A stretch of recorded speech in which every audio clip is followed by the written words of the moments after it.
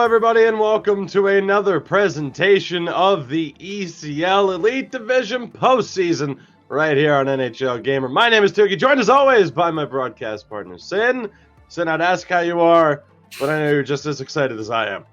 Absolutely. I mean, two conclusions to two, series that maybe didn't go the way everyone expected them to, especially this first one, Färjestad and Jyväskylä. Färjestad with a 2-game lead, 3-1 series in their favor. I don't think anyone could have predicted this.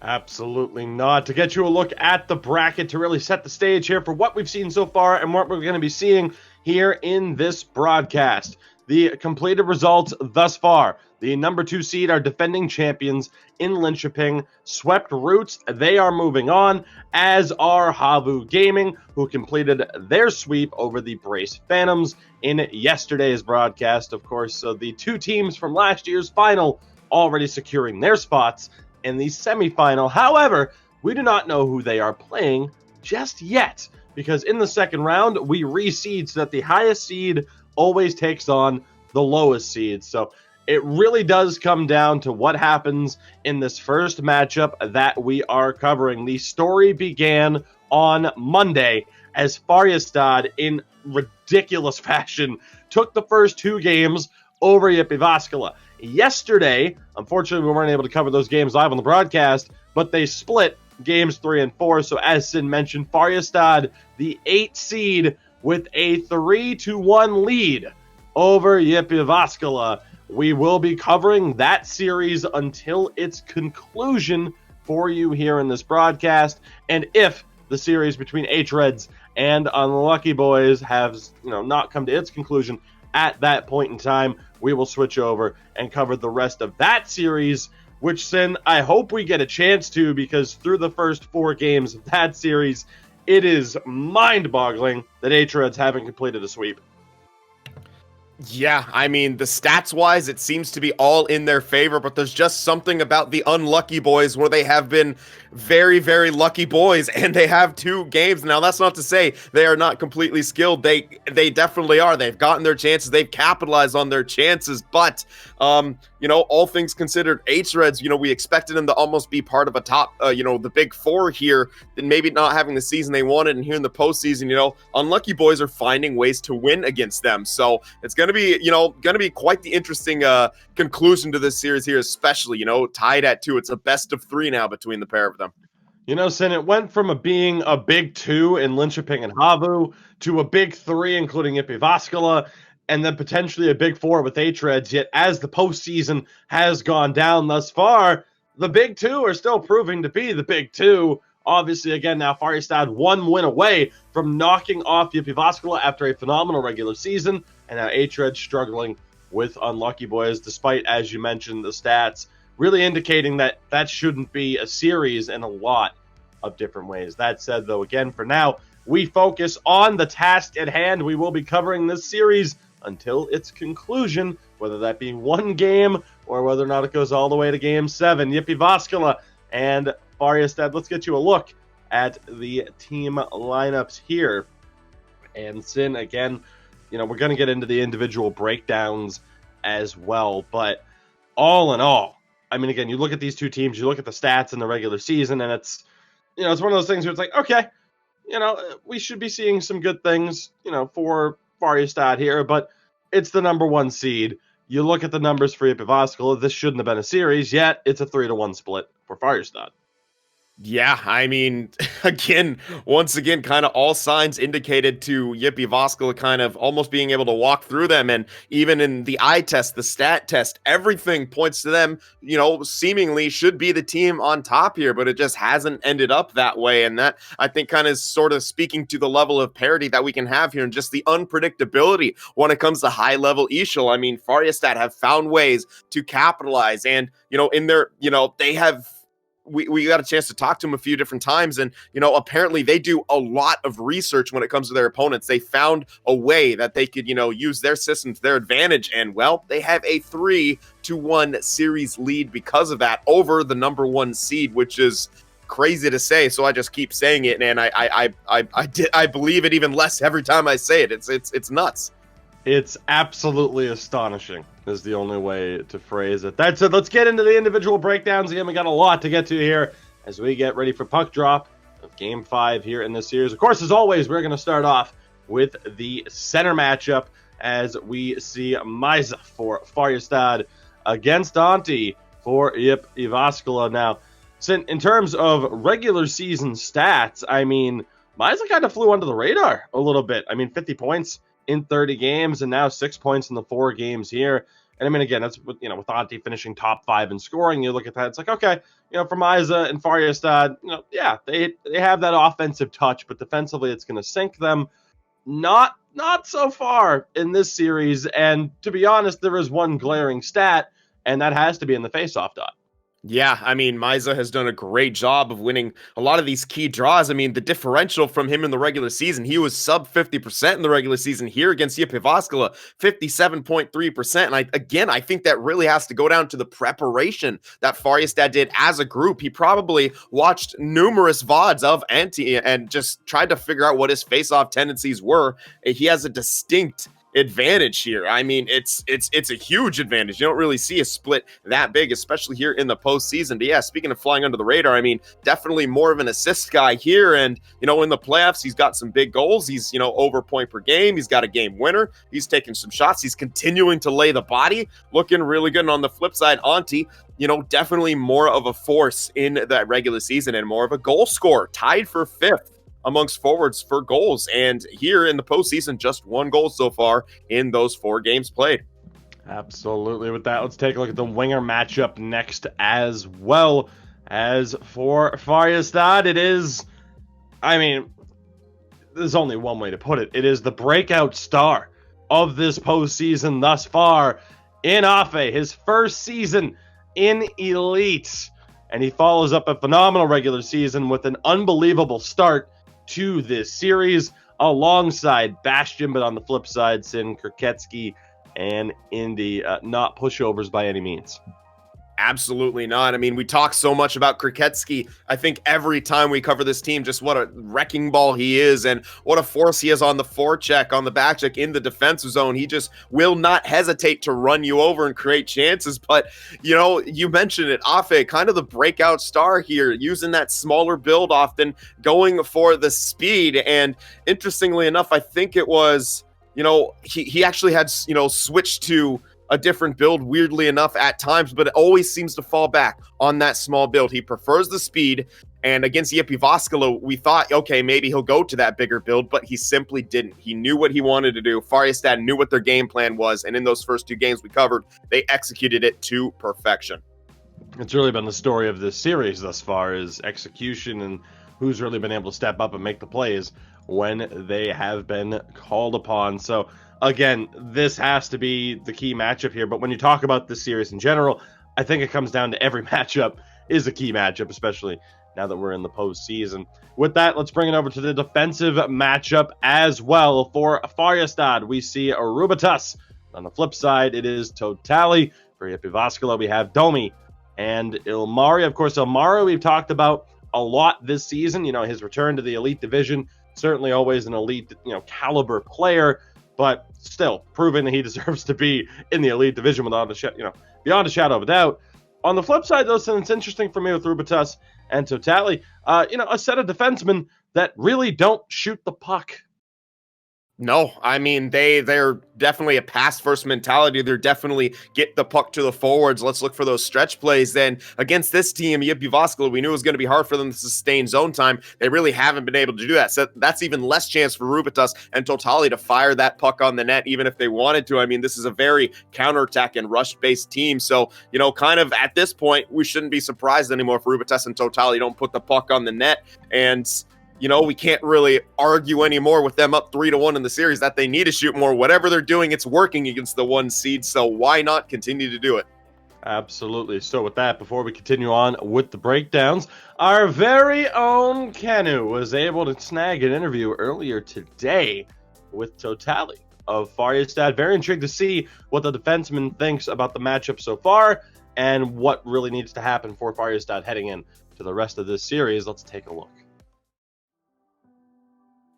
Hey everybody, we're here with Harri, Totali, Joona, and from FBK, and they put on quite a show for us so far, up 3-1 against Jyväskylä.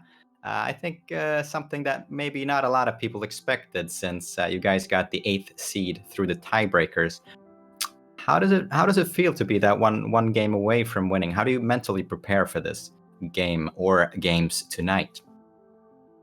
I think we shouldn't get too much pressure of the rest of the series, and we will take the last win. I think after winning regular season, they have much more pressure to perform well tonight. That's true. One of the scoring forces on your teams, Affe, how do you see his development over the season, and what do you think is his best quality? I think he have developed a lot during the season, and he has potential to get even better as a player. He has shown that he can score multiple ways from breakaways, which makes hard for the goalies to guess beforehand what is coming. So it's definitely his best quality. Yeah, we've definitely seen some important goals from him in that series so far, or this series so far.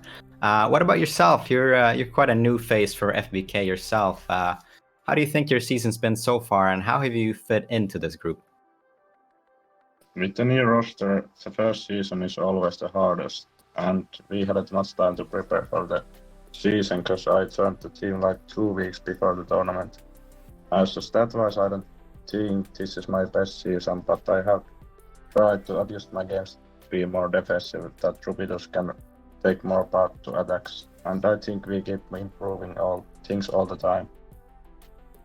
Yeah, well, it certainly looks that way.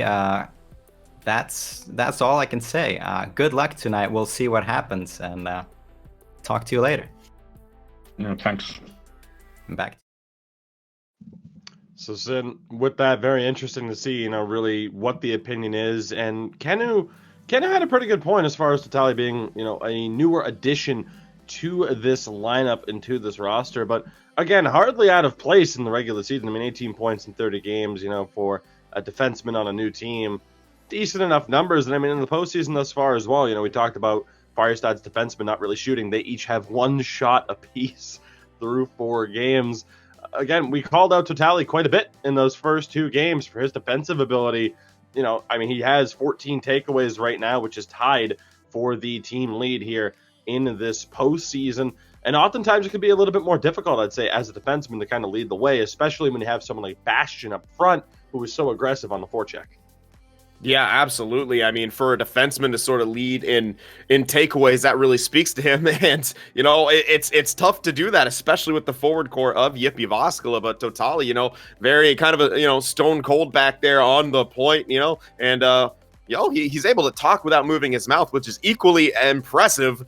And yeah, he's, very good defenseman, very good shutdown. And again, I think, Färjestad has a system they like, and it's, it's working for him so far. Again, as mentioned, Totali may actually mean ventriloquist. Who knows? Sometimes, lost in translation. Who's to say? That said, we move on to the goaltending matchup here. And Sin, heading into this series, there's a lot to talk about here. There really is. Heading into this series, you had Sibelius, the top goaltender in the league this year, nearly an 86% save percentage, 8 shutouts, an astonishing 8 shutouts in 30 games, winning 26 of those 30 games. He has a 70.37% save percentage in this series thus far. Nobody can tell me NHL 20 is unrealistic when your top goaltender in franchise mode falls off a cliff. It's happened here in this series to Sibelius. It's happened in real life. But Sin, we have also sung his praises all season long. We told you, and you know what? Screw it. This is one of our keys to success. I'm bringing it up now. We told you about Rundqvist, 75% save percentage in the regular season. We kept telling you he's better than that. 85% through 4 games against the number 1 seed here thus far in the postseason. We told you so. Yeah, we as much as you have to sing the praises of all these other top goaltenders, Rundqvist, we said he can steal some games. He can make some big saves when it all comes down to it. And you know what? When in clutch time, he has been fantastic here for Färjestad, and his numbers finally more reflective of his skill level as a goaltender, as Färjestad has really studied their opponent here. And come up with ways to try to beat them. He's facing, and again, it's not just like, he's not facing any pressure. He's facing enormous pressure from JYP Jyväskylä, who has led, I think, almost every game in time on attack.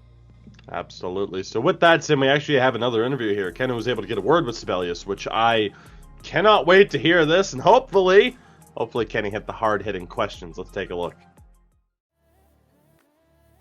Hey again, we're here with Oskari Sibelius Grönroos from JYP, and the series hasn't quite turned out the way everybody expected it to. What do you guys have to do to pull back and win the next 3 games to advance? What do you think? What are the keys for your team? I think our keys is just to make our offense a bit more random, and so they can predict what we are doing all the time, and just keep Affeli out of the breakaways and capitalize our scoring chances. I think that's the most important thing that we can do. Yeah, you bring out Affeli, as you say. He's one of the biggest threats from FBK, at least has been so far. What adjustments can you make to contain him and stop him from scoring? I think the biggest adjustment we can do is to stop losing the puck on the neutral zone that much, so they can't turn around so fast the game.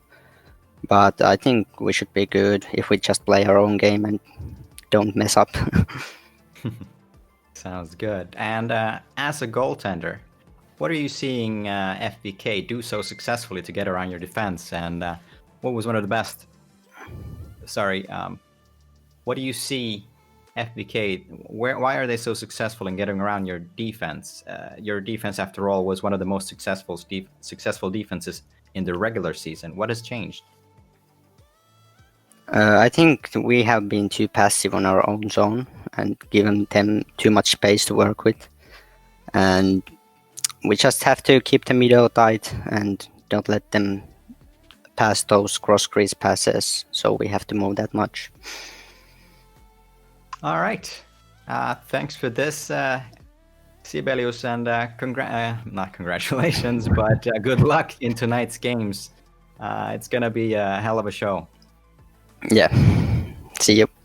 Thanks, and back to you guys in the studio. So, Sin, I appreciate the fact that, Ken really did hit the point of just like, hey, this isn't going very well. There was no sugarcoating because this is a situation where you really can't sugarcoat it at this stage, can you?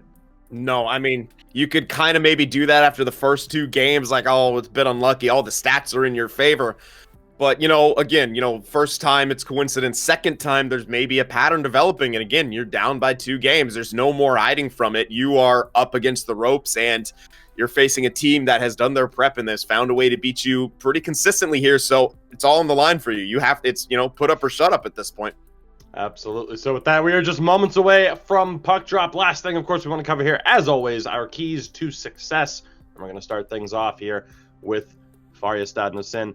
As we talked about, this is the time where players need to step up, and Afe's done just that. His first season in the Elite Division, a goal per game, 30 goals in 30 games, a 44-point season. And now, again, here in the postseason, 5 goals in 4 games. An unbelievable starts. I mean, in terms of handing out like a rookie of the year, it's there's some competition here for sure. What an amazing season for Afe. If he keeps this up, Färjestad's going to take this series at this stage. However, it's not all roses right now for Färjestad. At the end of the day, they have 185 turnovers in 4 games between the 5 skaters. That is 46 turnovers per game.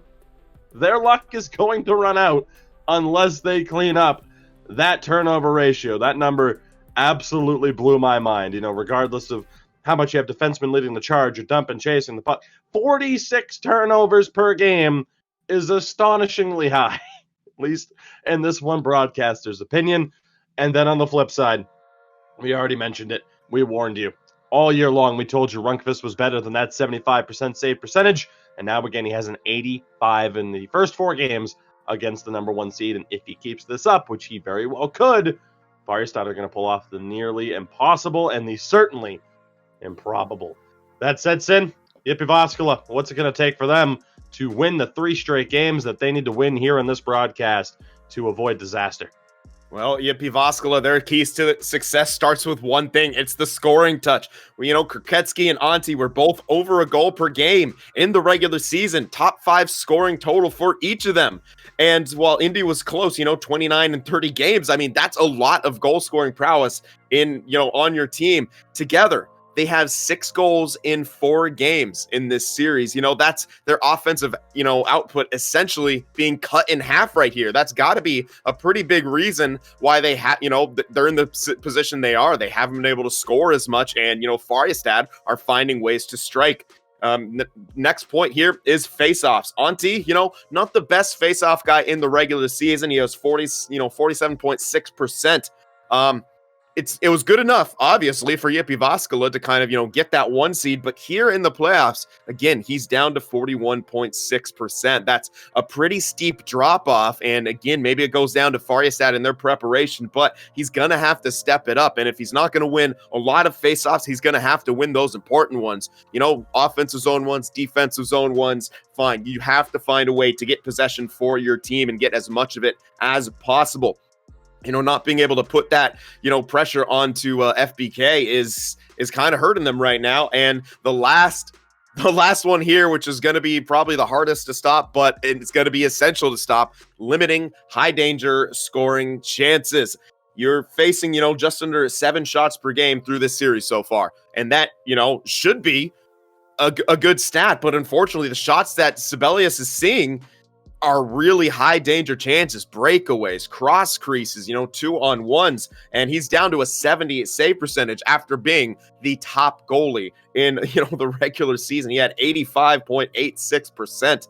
It's difficult to stop shots sometimes when you see so few in a game and they're coming right at you. So, at crunch time here, you got to step it up. You got to make some big saves. Absolutely, Sin. You gotta love again when a mute button doesn't cooperate, but hey, them's the breaks. That said, we are just about ready to go. Puck drop, just a few seconds away. Game 5, Färjestad looking to pull off the near impossible sweeping, or not sweeping, that would have been the impossible. Eliminating, though, in general, the number 1 seed in Jyväskylä. Sin, a near sweep, a sweep regardless. Ridiculously impressive if Färjestad pulled this off. Absolutely, and if they're able to pull it off, it's going to come down to their transition play, and it'll come down to Jyväskylä simply not making the adjustments they need. We heard from Sibelius, they know what they have to do. The problem is saying it is easy. Doing it is going to be harder. Let's see what happens as Färjestad takes the puck through the neutral zone. Absolutely, and it's going to be tough. Of course, Färjestad in the white, Jyväskylä in the black. We're going to see how this one goes down. Gigantic stakes here for this one. The opportunity now again quickly taken away. Färjestad back in possession. See how this one goes, if they can find their way through. Maiza finds Bastion. Good move. Throws it in front. Loose puck. Sibelius is able to keep this one out. Maiza still has it down low. Trying to fend off some pressure. And just too many layers in defense here for Jyväskylä as they try to get back into this one. Domi on the rush, but not able to time this one correctly. It's an early offside for Jyp.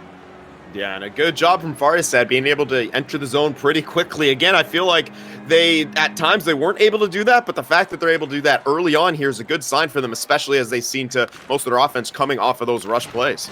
Absolutely. Might of course to turn back at the blue line here. Of course, as always, the neutral zone trap ever present for the majority of games, at least for the opening 10 minutes. Bit of space here for Bastion. Can't make the play though. Again, good layers in defense, good help defense here from Jyp thus far in the early stages.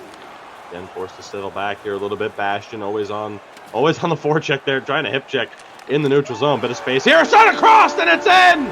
The early goal for Jyväskylä. Kroketsky is able to find the back of the net. His 3rd goal now in this postseason. It's in the perfect start for Jyväskylä. Absolutely essential that they got on the board first, because playing from behind against Färjestad, you have to kind of get more aggressive, and that's what Färjestad loves. When you get aggressive, you pull one of those defensemen down, they get a turnover, slap past the other side, and, Afe is going to be that one getting it. But a great play right there, through the neutral zone, they gain the zone, the pass to the middle, Kroketsky slams it home, and Rundqvist, not a whole lot he could have done right there, but reaction time maybe a tiny bit slow, but again, you can't fault him for those one-timers. Tough to have your first major opportunity against be as clean of a cross crease as that. Jyväskylä right back on the attack, but a good interception by Bastion. Again, the neutral zone turnover. Yep, right back on the attack here. Space for Indy. Now has it down low in the corner yet again. Looks for the pass across. Just couldn't get it. Kroketsky was on the doorstep yet again. Comes Myers over the blue line for Färjestad. They'll send it around. Bastion gives chase. Trying to come up with it. Can't handle the pressure, though. Domi was able to do so, though. Great job there by the defenseman. Chance again now on the backside. Indy, a little bit of space in front. Kroketsky denied. Lundqvist able to read that opportunity. Sent a very similar opportunity that time. Something to look out for the FBK defense. Definitely. I mean, we heard from Jyväskylä maybe wanting to be a bit more random, and I'm not too sure if we saw too many of those one-time chances in tight from them in the last games. They definitely seem to want to establish the attack now. They're just going for it. In front, Kroketsky on the doorstep again. Loose puck kicks out. Going back in front, nobody there. Puck's loose in front. Bastion has trouble with it, but Rundqvist is able to find it and covers. So a great start here for Jyväskylä. All things considered, you get the goal and you're still being able to really do anything you want in the offensive zone, at least in the early stages here. Yeah, the chances are definitely not few and far between for Jyväskylä. They're getting an abundance right now. Great pass, though. Goes in front yet again, doesn't go.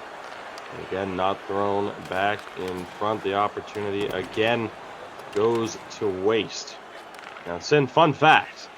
We're being told that the way I wouldn't even know how to pronounce it here without hearing it, but the shot in front there, the way Kroketsky's name has been said all season long has been incorrect. So I'm intrigued at who dropped the ball there on that one for us.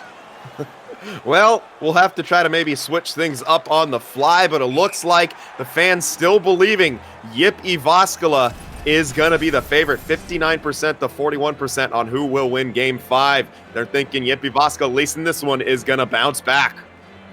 So, all due respect to Kroketsky, but we're likely to still make that mistake, as it's been a habit for 30 games at this point. As Färjestad offside yet again here. Sin, a very slow start for them offensively, but not for a lack of trying. Again, Mize has been winning the draws. Bastion still aggressive on the forecheck as ever. But right now, this is the Jyväskylä team we expected to see, through the majority of this series. Absolutely. I mean, starting off strong, getting an early goal, maintaining their zone time, very good defensively, and, Färjestad, they enter the zone right here, but look at that. 2 bodies around from Jyväskylä to take that puck away, and a counterattack. Numbers here, Amari in front, big stop, puck still loose, and ultimately recovered by Färjestad. So they really need to tighten up defensively. This has been really the worst case scenario for them, aside from the fact that they're only down by 1. Bastion just can't pick that one up. No icing on the play. Sent back around to the point. Rubitus is there to recover. Off the skates, couple of quick passes. Miza tried to find Afe. Again, feed the hot hand. Didn't work out there. Chance down the other end. Kroketsky still has it. Opportunity now. Tests him and saved by Rundqvist. Not easy to do against any of the 3 forwards for Jyväskylä, but he holds on and makes a crucial stop. Yeah, and did so while getting pretty much forced almost out of his crease entirely. A good job by him just kind of remaining calm and getting that cover there. There we go. Send it down. Afe has it. 3 seconds to work with. He can't recover the puck cleanly after touching it up, so that will bring us to the end of the first period. Sin, really the first example of Afe being able to show off that speed. And it didn't really pay off. Not enough time left to be able to do it. I think that was probably the key, and we heard as much from Sibelius there, shutting down and neutralizing the speed advantage that Afe runs with. They did a great job of it in that first period. As a result, you're up 1-0.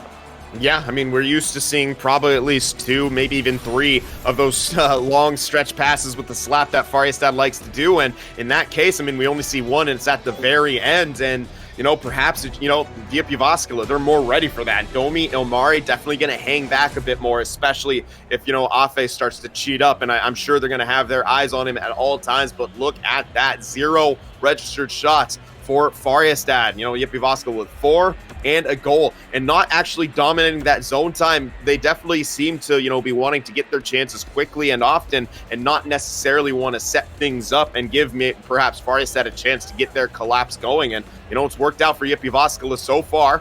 And, Färjestad, they're going to have to get some shots on net.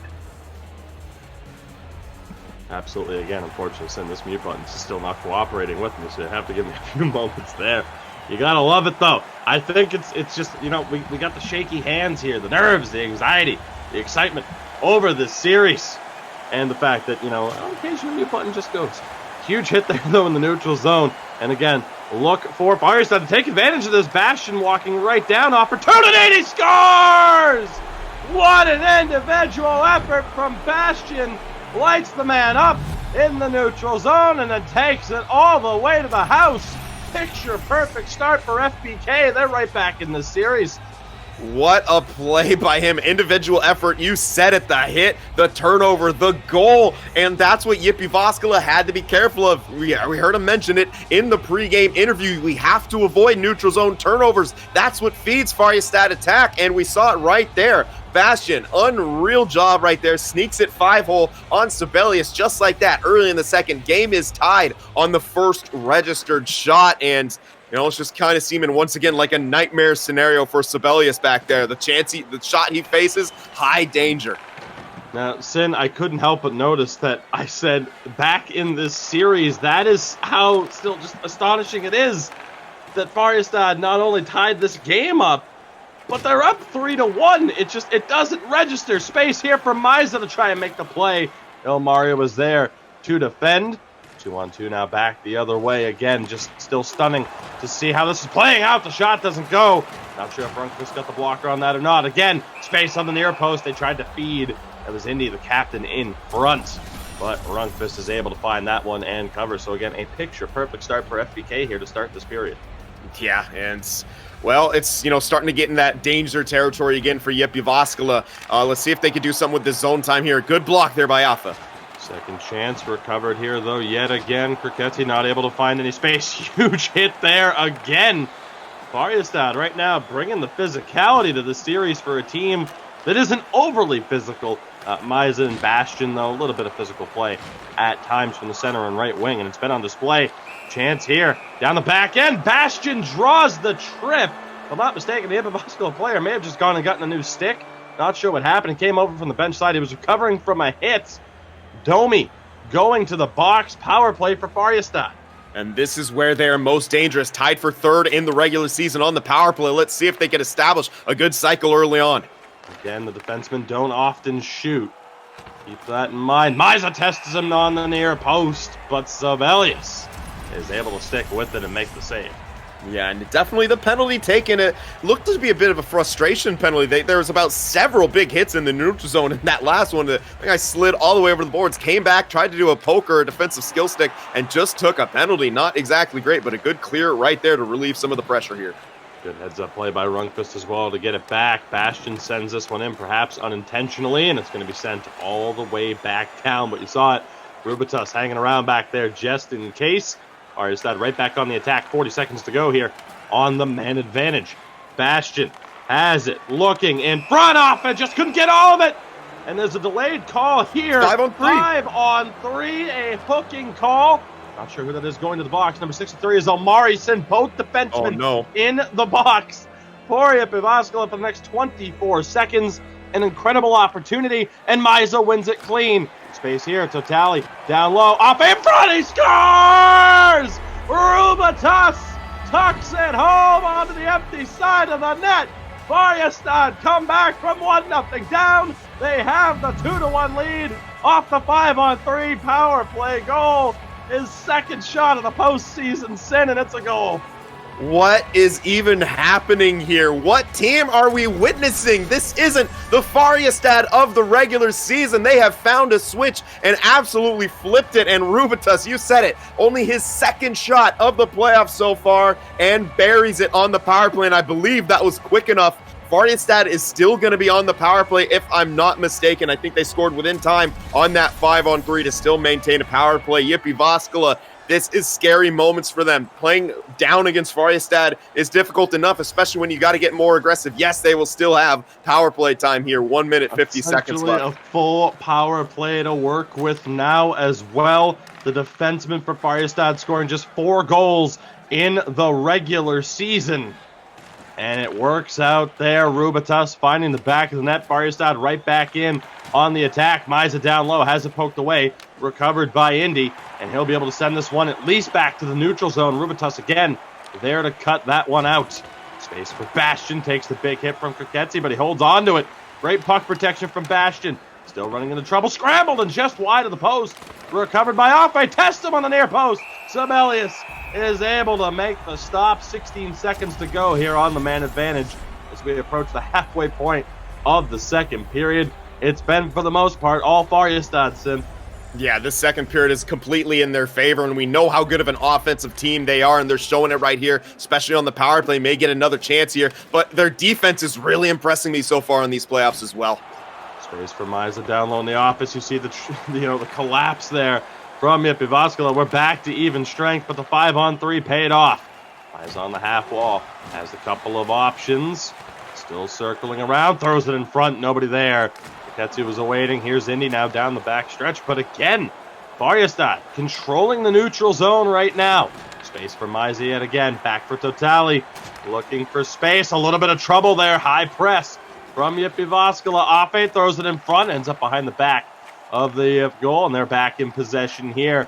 Chance now down the other end, perhaps miscommunication. Sin, that's going to go for icing. Jyväskylä looked a little bit rattled. I mean, how can you not be? You got the early lead. You're down 3-1 in the series. He's feeling good about yourself, and 2 goals from Färjestad in this one, and they're completely taking it to you. How could you not be a little bit tilted? Chance in front for Bastion off another face-off win for Misa.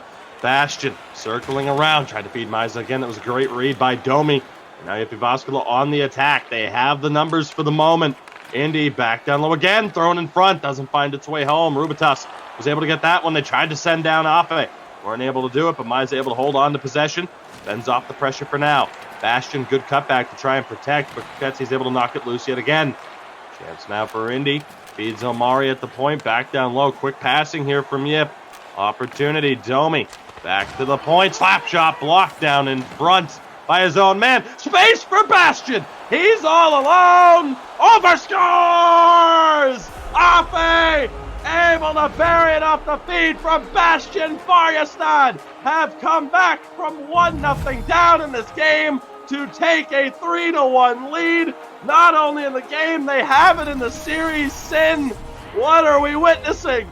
Well, this is why you don't want to play down against Färjestad. They have the lead, and as Jyväskylä, you have to start getting a bit more aggressive. The problem with that is that feeds the transition game of Färjestad. We see it right there, a 2-on-0, and Afe, who else would it be getting a goal like that off of a break? Great pass from Bastion across crease, and Sibelius just couldn't get that blocker up in time. We have a 3-1 game, and Jyväskylä, we are watching their playoff dreams, their season going down the drain right now. They've got to find something to build on, something to do, a goal, anything right now. Great pass from Bastion, space again, and he draws the trip. Färjestad back to the power play. Bastion has been a nightmare, but you can't overlook the defensemen and their ability to get the puck up to Afe and Bastion on the wings. Again, Afe's goal, now his 6th in 5 games, as Jyväskylä might be able to come up with this puck off the draw, nearly turned over. They're going to try to be aggressive here, shorthanded, and Misa's able to recover it in his own zone. So approaching final minute and a half here of the second, and missed time by FBK, but Sin, what an opportunity that's in front of them right now here at the end of the second.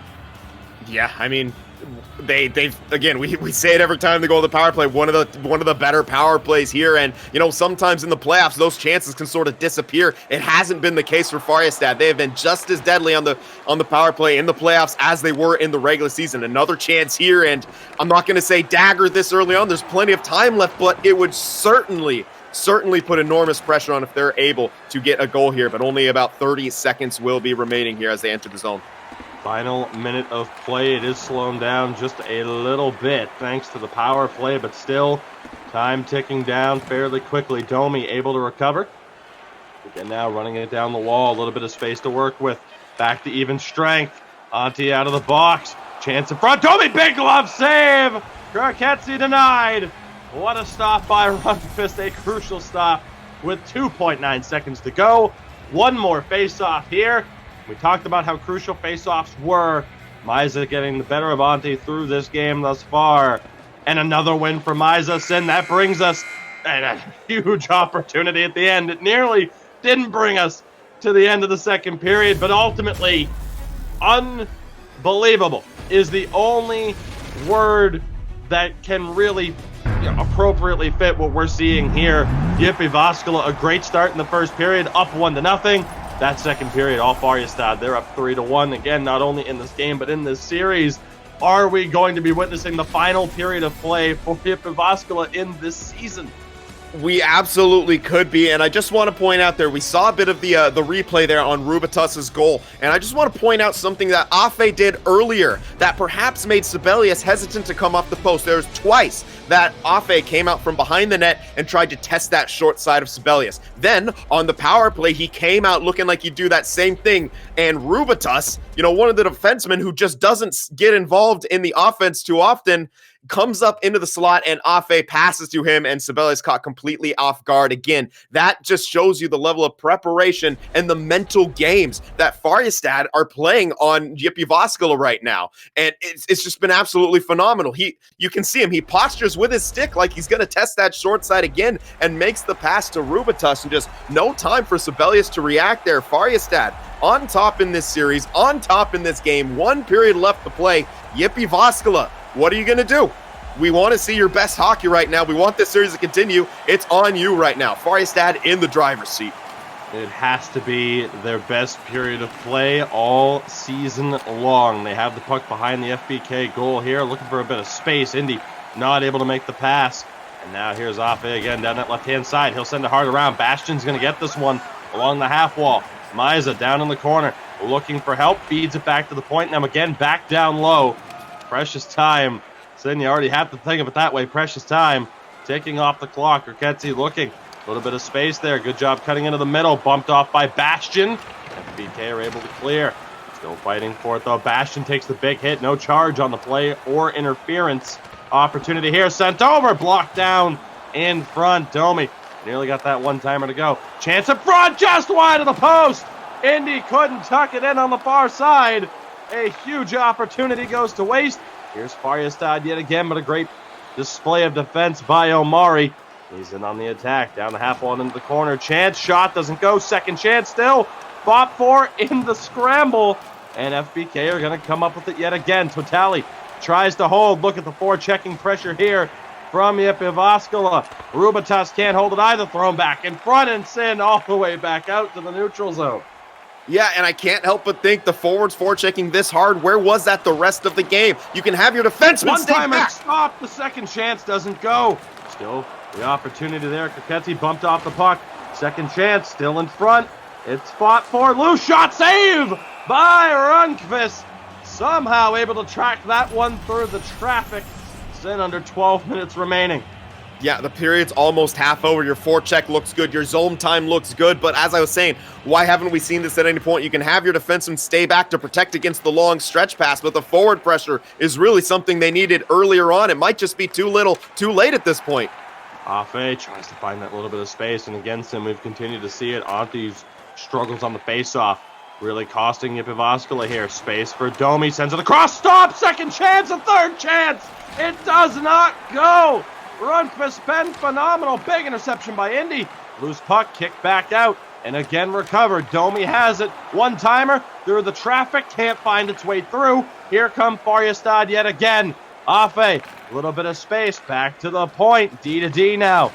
Trying to get a different look here. Good bit of pressure there by Domi. And it's Yip coming up with it. Turned over. Bastian can't get the pass from Misa. 7.5 to go here for Jyväskylä. Afe intercepts this one, but he's bumped off by Omari. And again a turnover. A little bit of space for Afe. Domi able to keep up with him, though. He had a step on him to begin with. Now 6.5 to go. Jyväskylä, the number 1 seed, running out of time. Words I never thought I would say in this particular series, as Färjestad blew it on the last day of the regular season, or so we thought. They needed help to even make it into this situation. And right now, Sin under 5 minutes away from potentially pulling off the biggest upset in this league's history. However, Jyväskylä are going to the power play. It's a charging call. Couldn't quite tell who that was that's heading to the box. I would assume it's Bastion, just the way he's been running around this game and absolutely dominating. But look at the efficiency. 4 shots for Färjestad, 3 goals. How, as a goaltender, can you have a good save percentage if that's what's happening? And again, those are incredibly tight chances right there. Yeah, it does look like Bastion.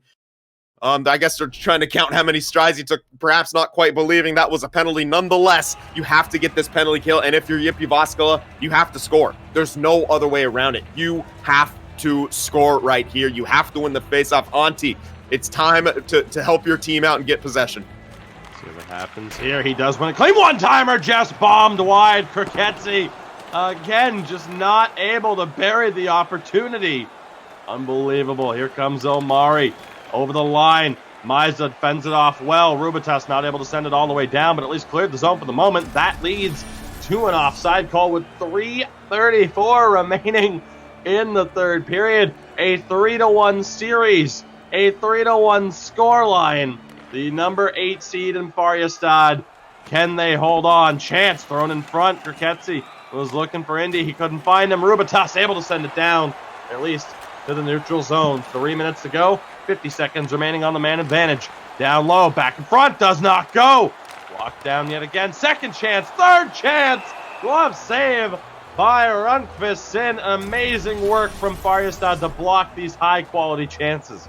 I want to ask you, does this Färjestad team look like a team who was ranked 15th in terms of defense all season? The way they're getting in the lanes, blocking shots, and clearing the puck out, it's unreal, the adjustments they've made here for the playoffs. Meisner runs into a bit of trouble, yet back in possession, thrown in front, backhand. Rundqvist was caught out of position, but he couldn't get the shot off. This one sent all the way down. Sibelius will play it. Not able to find his target. Huge icing call against Jyväskylä with 1:44 to go. Sin, is this happening? My God. It's absolutely happening, and at this point, I think it's going to happen. Färjestad they have it. Whatever it is, Färjestad has it right now, and it's going to take a miracle for them to lose it. What a hit by Bastion. Final minute of play is here. Jyväskylä running out of time. Kriketsi, chance on the doorstep, can't get the shot off. Rubitas sends it all the way down. Not the intended target there. I think he was looking to find Bastion on the breakout. But regardless, with Miza winning draws the way that he has thus far, why not give it a shot? 49.2 remaining now here in the third period of Game 5. Face-off one, though. Deflection stopped by Rundqvist yet again. Amazing save. And another stop for Färjestad. Jyväskylä just can't buy a goal. Either they're shooting it wide or Rundqvist is in perfect position or making a circus save. They just can't buy a goal here. And there's the face-off win from Miza. A chance for Färjestad to get this puck out. Great puck movement here. Afe has Miza with him. Brings it down low now around the back of the net. Miza, Bastion trying to keep it alive. 30 seconds to play here. Jyväskylä running out of time. Loose puck recovered by Domi. Takes the hit along the half wall. Kriketsi comes up with it. The pass doesn't go. Again, though, Yip still in possession. Tried to feed it back to the point. Great poke check by Bastion. He'll clear the zone. He takes it to the neutral zone. Space for Bastion. Can't bury it on the backhand. 5 seconds to play. Färjestad have pulled off the biggest upset perhaps in NHL esports history. They eliminate number 1 seed Jyväskylä in 5 games. Unbelievable. I have literal chills right now.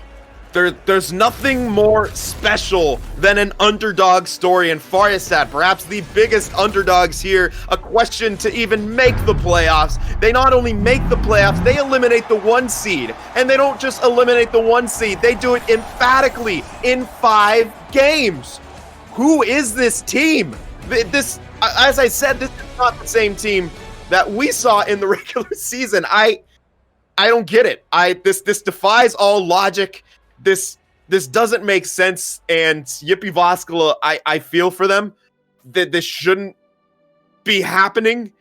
But it just happened, and Färjestad absolutely deserving of it. They had ruthless efficiency. They scored when they needed to. They defended well when they needed to. For the 15th ranked defense, they played like a top 5 defense throughout this entire series, and the preparation level that went in that they did is just so much props to Färjestad here. And I mean, we might be seeing the birth of a team who might give a lot of other teams fits here moving on, because that was absolutely insane to witness.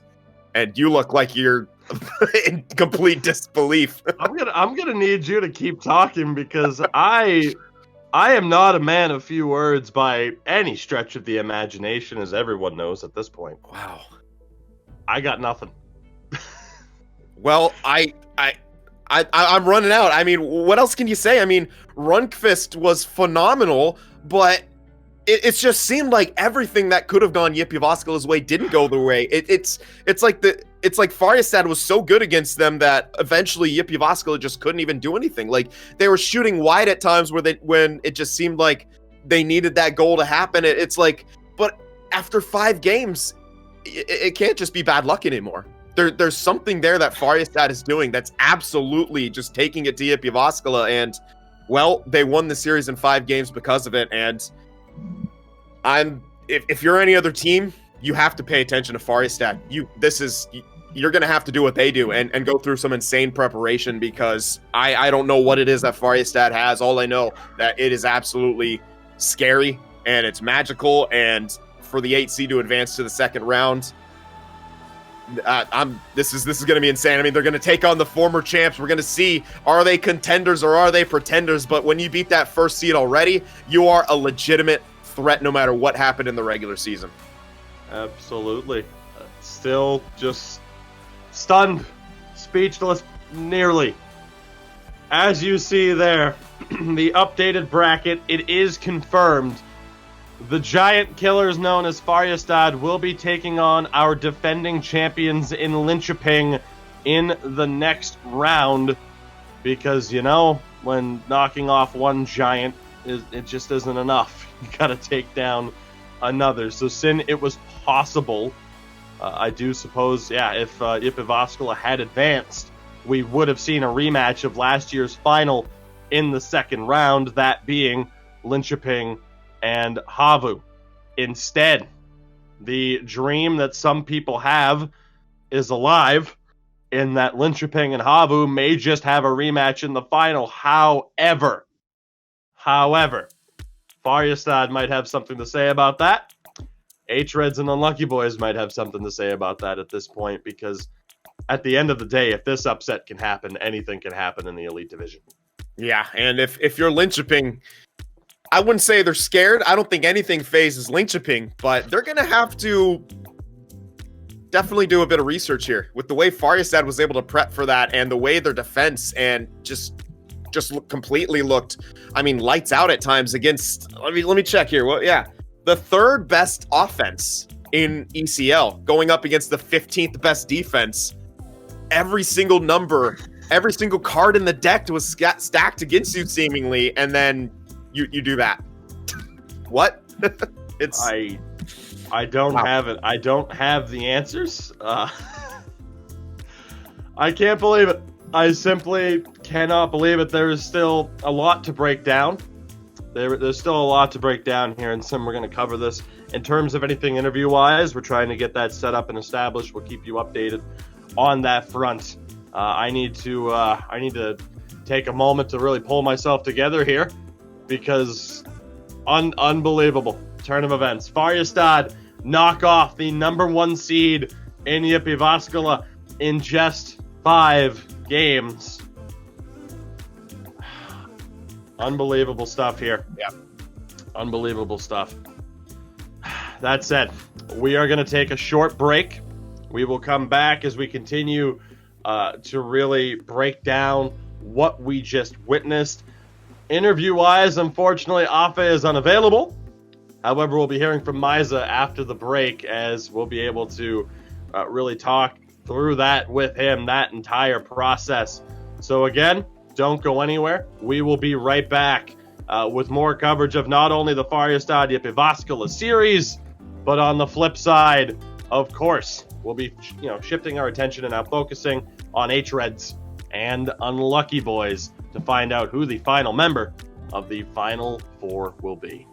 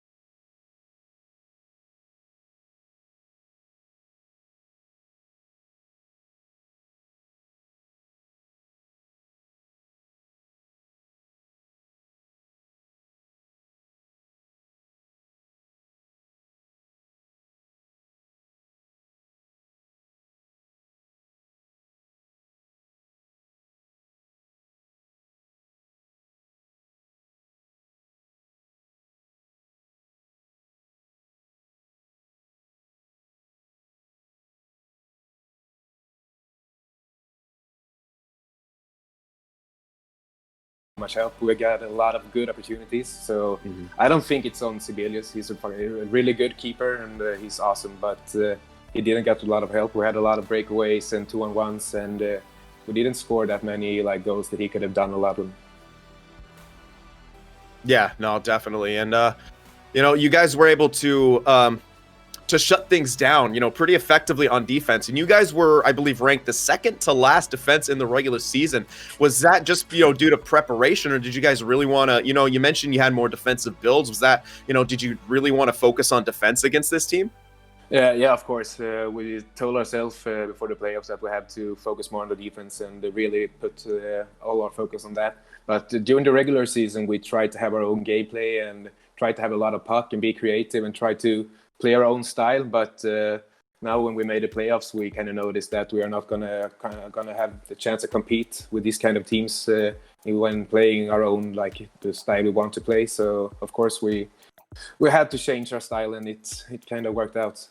Yeah, well, the mind is just as powerful weapon as the thumbs, definitely right there. I mean, and we got to talk about Rundqvist a bit. I mean, he was phenomenal. How important was his play for you guys? I know your defense was really good, but it just seemed like he was able to make 1, 2, 3 big saves a game.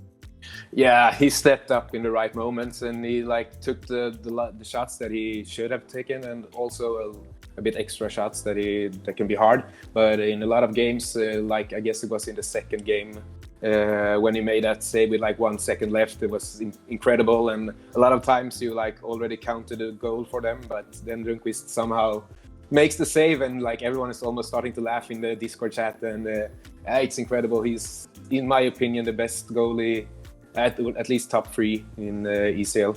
So yeah, he steps up in the right moment.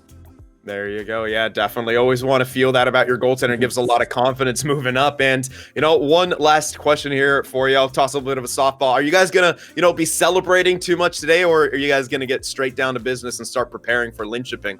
Well, of course, we're going to take the celebration for tonight, I guess, and then we're going to start looking forward for the semifinals. We know that Linköping is probably the best team in this league with Havu. So we're gonna be it's gonna be a ride, but hopefully we can play some good games, and hopefully we can shock them as well. Yeah, well, you sure shocked all of us here at NHL Gamer, and hopefully continue to shock ECL Elite and create a fantastic storyline as you've already done. Thank you so much for your time. Congratulations on the win, and go celebrate with the boys. Thank you. All right, so there you guys have it. That was Misa right there, and you're getting an updated look here at the brackets. Again, Färjestad completing what can only be described as the near impossible, or if not just improbable, defeating the number 1 seed Jyväskylä in 5 games. Their next opponent, Linköping, definitely no pushovers. The defending Stanley Cup champs swept their first opponent in Roots, and that will be a tough series, but we will be covering the conclusion of hREDS and Unlucky Boys next. So definitely stay tuned for that. We'll see which of those guys are going to be taking on Havu Gaming in the second round. This is when it really starts to get interesting and down to the wire. I believe my broadcast partner Tugi back in here now. Tugi, what's your assessment of this? What's my assessment? Can we cut back to mine and Sin's? What's my assessment? NACL, I have to follow James Cebulski. And now, you gotta look at my ugly mug after Misa shows up. This is ridiculous. How am I supposed to compete with James Cebulski's voice and that beautiful man? This is ridiculous. I need to work some clauses into my contract. I don't even have a contract. This is unreal. Not as unreal as that insane upset, but wait, you don't have a contract? Pretty unreal. You don't have a contract? You don't have a contract? Apparently not. I need... Just kidding, man. Well, that's where we are right now, I guess. Thanks, Kenu. Anyway, what a phenomenal upset. I mean, I had, a couple of minutes to kind of compose myself, and I still can't believe, that happened again. I mean, we could sit here and talk about, the Färjestad Jyväskylä series. I mean, there's going to be so much, in the aftermath of that, the ripple effects throughout the postseason, throughout this league, and what this is going to mean going forward. Again, not only for Färjestad as we continue to follow their journey, and again, like how it's impossible for me to be like, oh, this was the key player. That was just an incredible team performance all around for Färjestad. Afe obviously was fantastic. Misa was fantastic as well. You want to talk about the face-offs and what he was able to do in that game? Bastion was the key player, in my opinion, in that deciding game. That was one of the best individual performances I've ever seen. Defensively, they were on point, and Rundqvist, as we mentioned. Sin, you talked about, like, who is this team? Who is this team? Where was this in the regular season? Maybe it just took time for them to gel properly, but if this is essentially not a fluke in the real version of Färjestad, I cannot wait to see what this team does if they stick together here long term, because that was absolutely phenomenal. And you know what? I really liked what Misa said. He said they kind of just accepted the fact we're the underdogs. The teams we're playing against, they're good at puck possession. Let's not try to do that. As he said they did throughout the regular season. They were trying to play, what they thought was their game. And, with puck possession, fancy plays. And in this one, they conceded, okay, we're not going to have the puck a lot. How can we score? And that sort of intelligence is incredible to have for, you have to have that sort of self-awareness. You realize that you may not be able to get the puck much. How do we score? Well, our transition game, and Jyväskylä just seemed to feed that transition game over and over and over again, and Färjestad just continued to get those high-quality chances, and, well, they won the series in 5, and unreal. That's truly the only word for it. It's just simply unreal. I mean, how do you even describe it? And again, for Jyväskylä, what this means, where they go from here, having to, accept a loss of that caliber. How do you even pull that off? I mean, in terms, it's going to really be a show of their character if that six, the primary six for their team stays together, and what they do next season. It's going to be incredibly interesting to see how they come back, because again, their journey, their story was, it's not a big 2 with Linköping and Havu, it's a big 3, and then you get this cold hard dose of reality as Färjestad knocks you out in 5. Sin, you kind of talked about it. The mental side of it is just as important, and we're going to see what happens with the Jyväskylä. But at the end of the day, I mean, again, just pretty much everything went wrong. That said, as I mentioned, go ahead, Sim. No, I was just saying, I completely feel for Jyväskylä. I know what it's like to feel like you have one of the best teams and then just get a first-round exit there. A Sharks fan have been feeling that for about 20 years, and it sucks for Jyväskylä to have it happen on this sort of stage. But yeah, as you said, a dose of reality here. This is, the regular season numbers are great, but when it comes to crunch time and playoff time, preparation and the mental game is just as important as the on-ice performance. Absolutely. So again, congratulations to Färjestad one more time.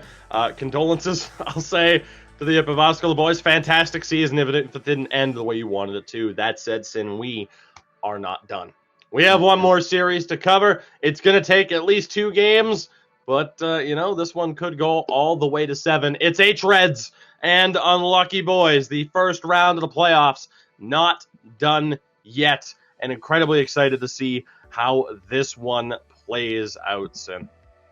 Yeah, I mean, it's another one of those that on paper the numbers kind of would indicate that it shouldn't be as close as it is, but here it is, a tied series here on Unlucky Boys.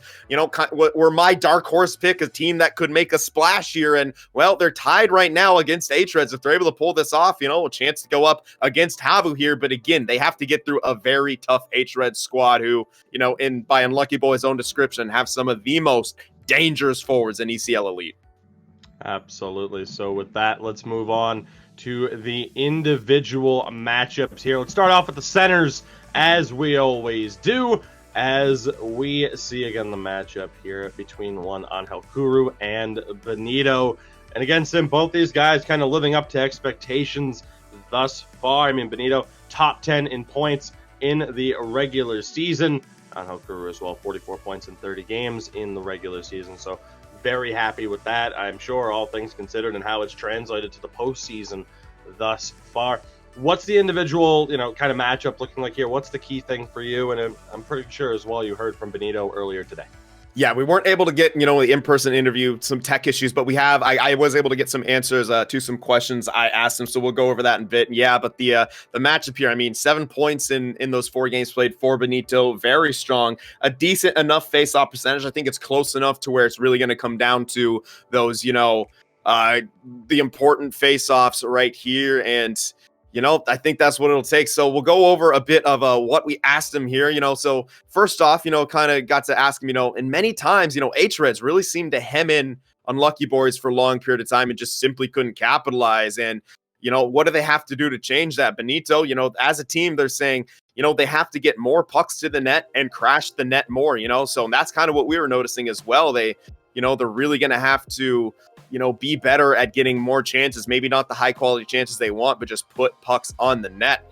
And then, as we saw too, some untimely penalties there in the games 3 and 4, really seeming to halt their momentum throughout those couple games. And, I think, they're asking them, do you guys need to be, more careful about discipline? And he said, yeah, mostly being careful with their sticks, especially in the neutral zone. You can't take those bad penalties. Playoff penalties can be costly. And, and when you're getting all that kind of offensive pressure, you're absolutely, it can cost you, and it really just kills your momentum. And the last question, Nikke has been huge for hREDS. That late flurry he faced in game 3, he just seems to be getting right, or hot at the right time. And, he's saying definitely gives confidence. If your goalie can do that and win you some tight games, you got to feel good about yourself. So that's what we were able to do and talk about with Benito. And it seems like they have confidence in their goaltender. They know they got to stay out of the box and put some more pucks on the net.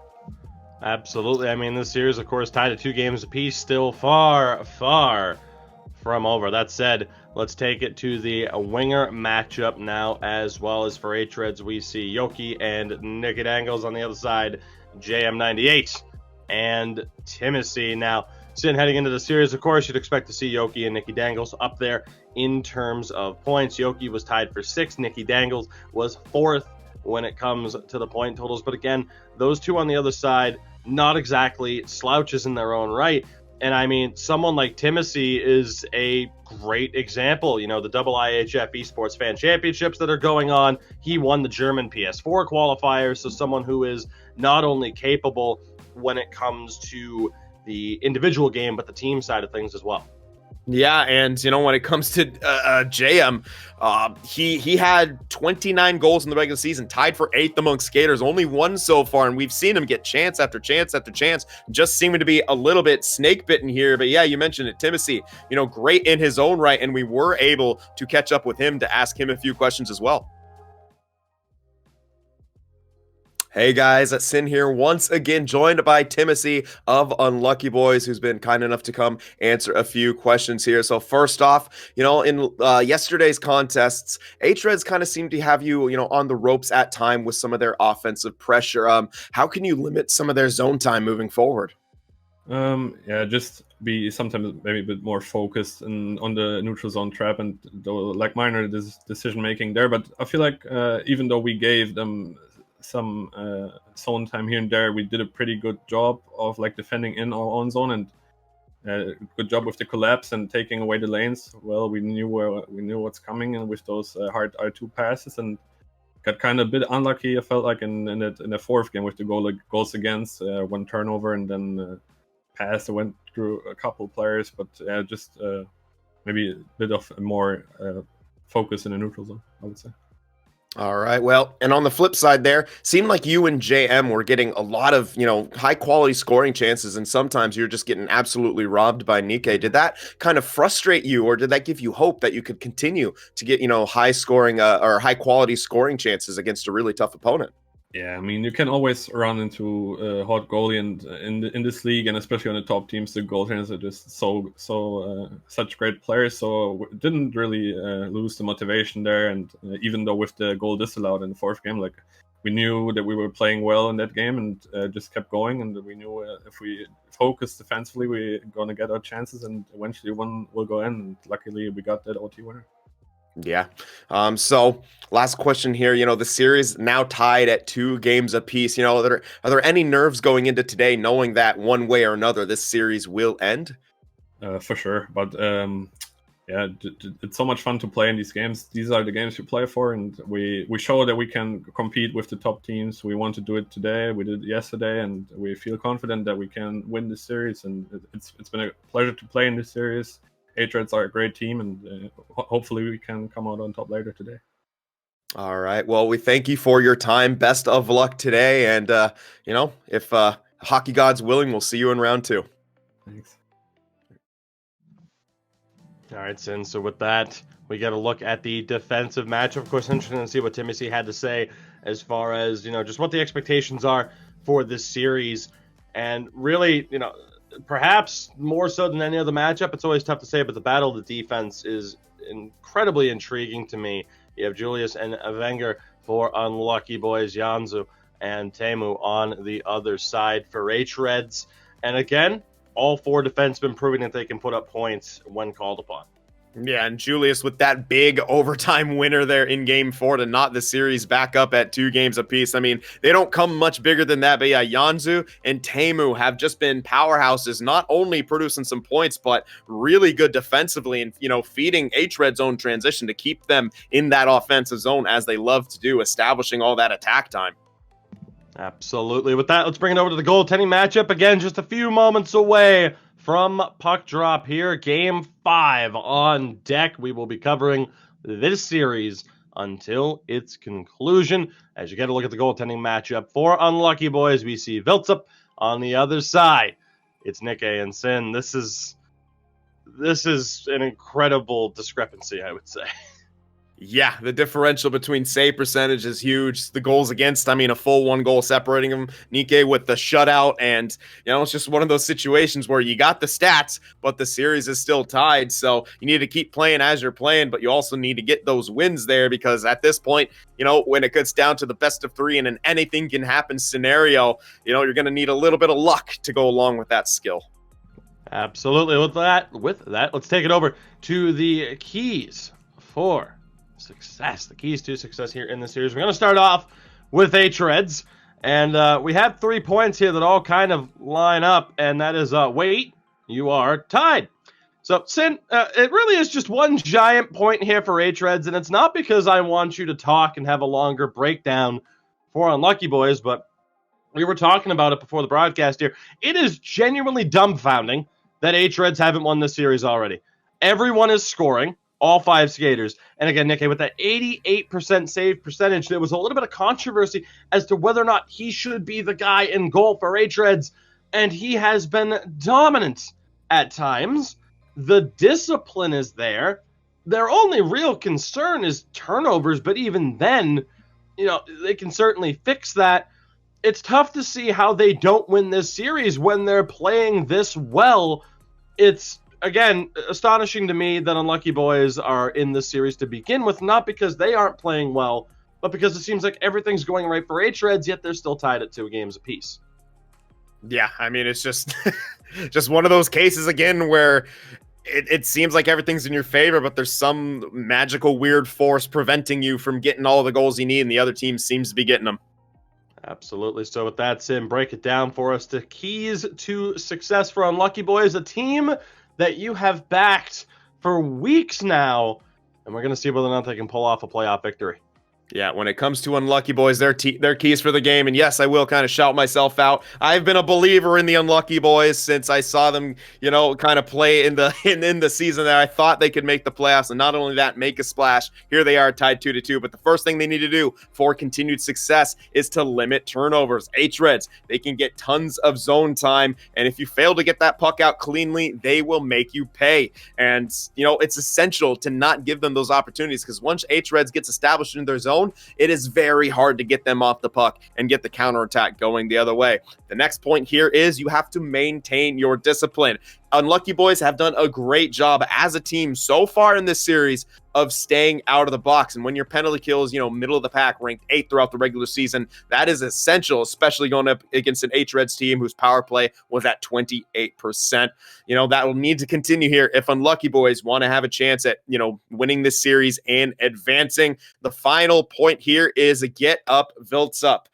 While he has made some big saves when he needs to and bailed out the Unlucky Boys, his numbers are kind of below where you'd want to be. And when you compare him to Nikkei's, I mean, it's just such a night and day difference. Nikkei is playing out of his mind. Vilts up more on the average side of things. And while it's not completely on him, the team defense is a big start of that. He's going to still have to up his game, another level or two, up a couple pegs. And on the, at the same time, team defense will have to help him too. So it's more of a team effort there, but he alone will have to step up his game too.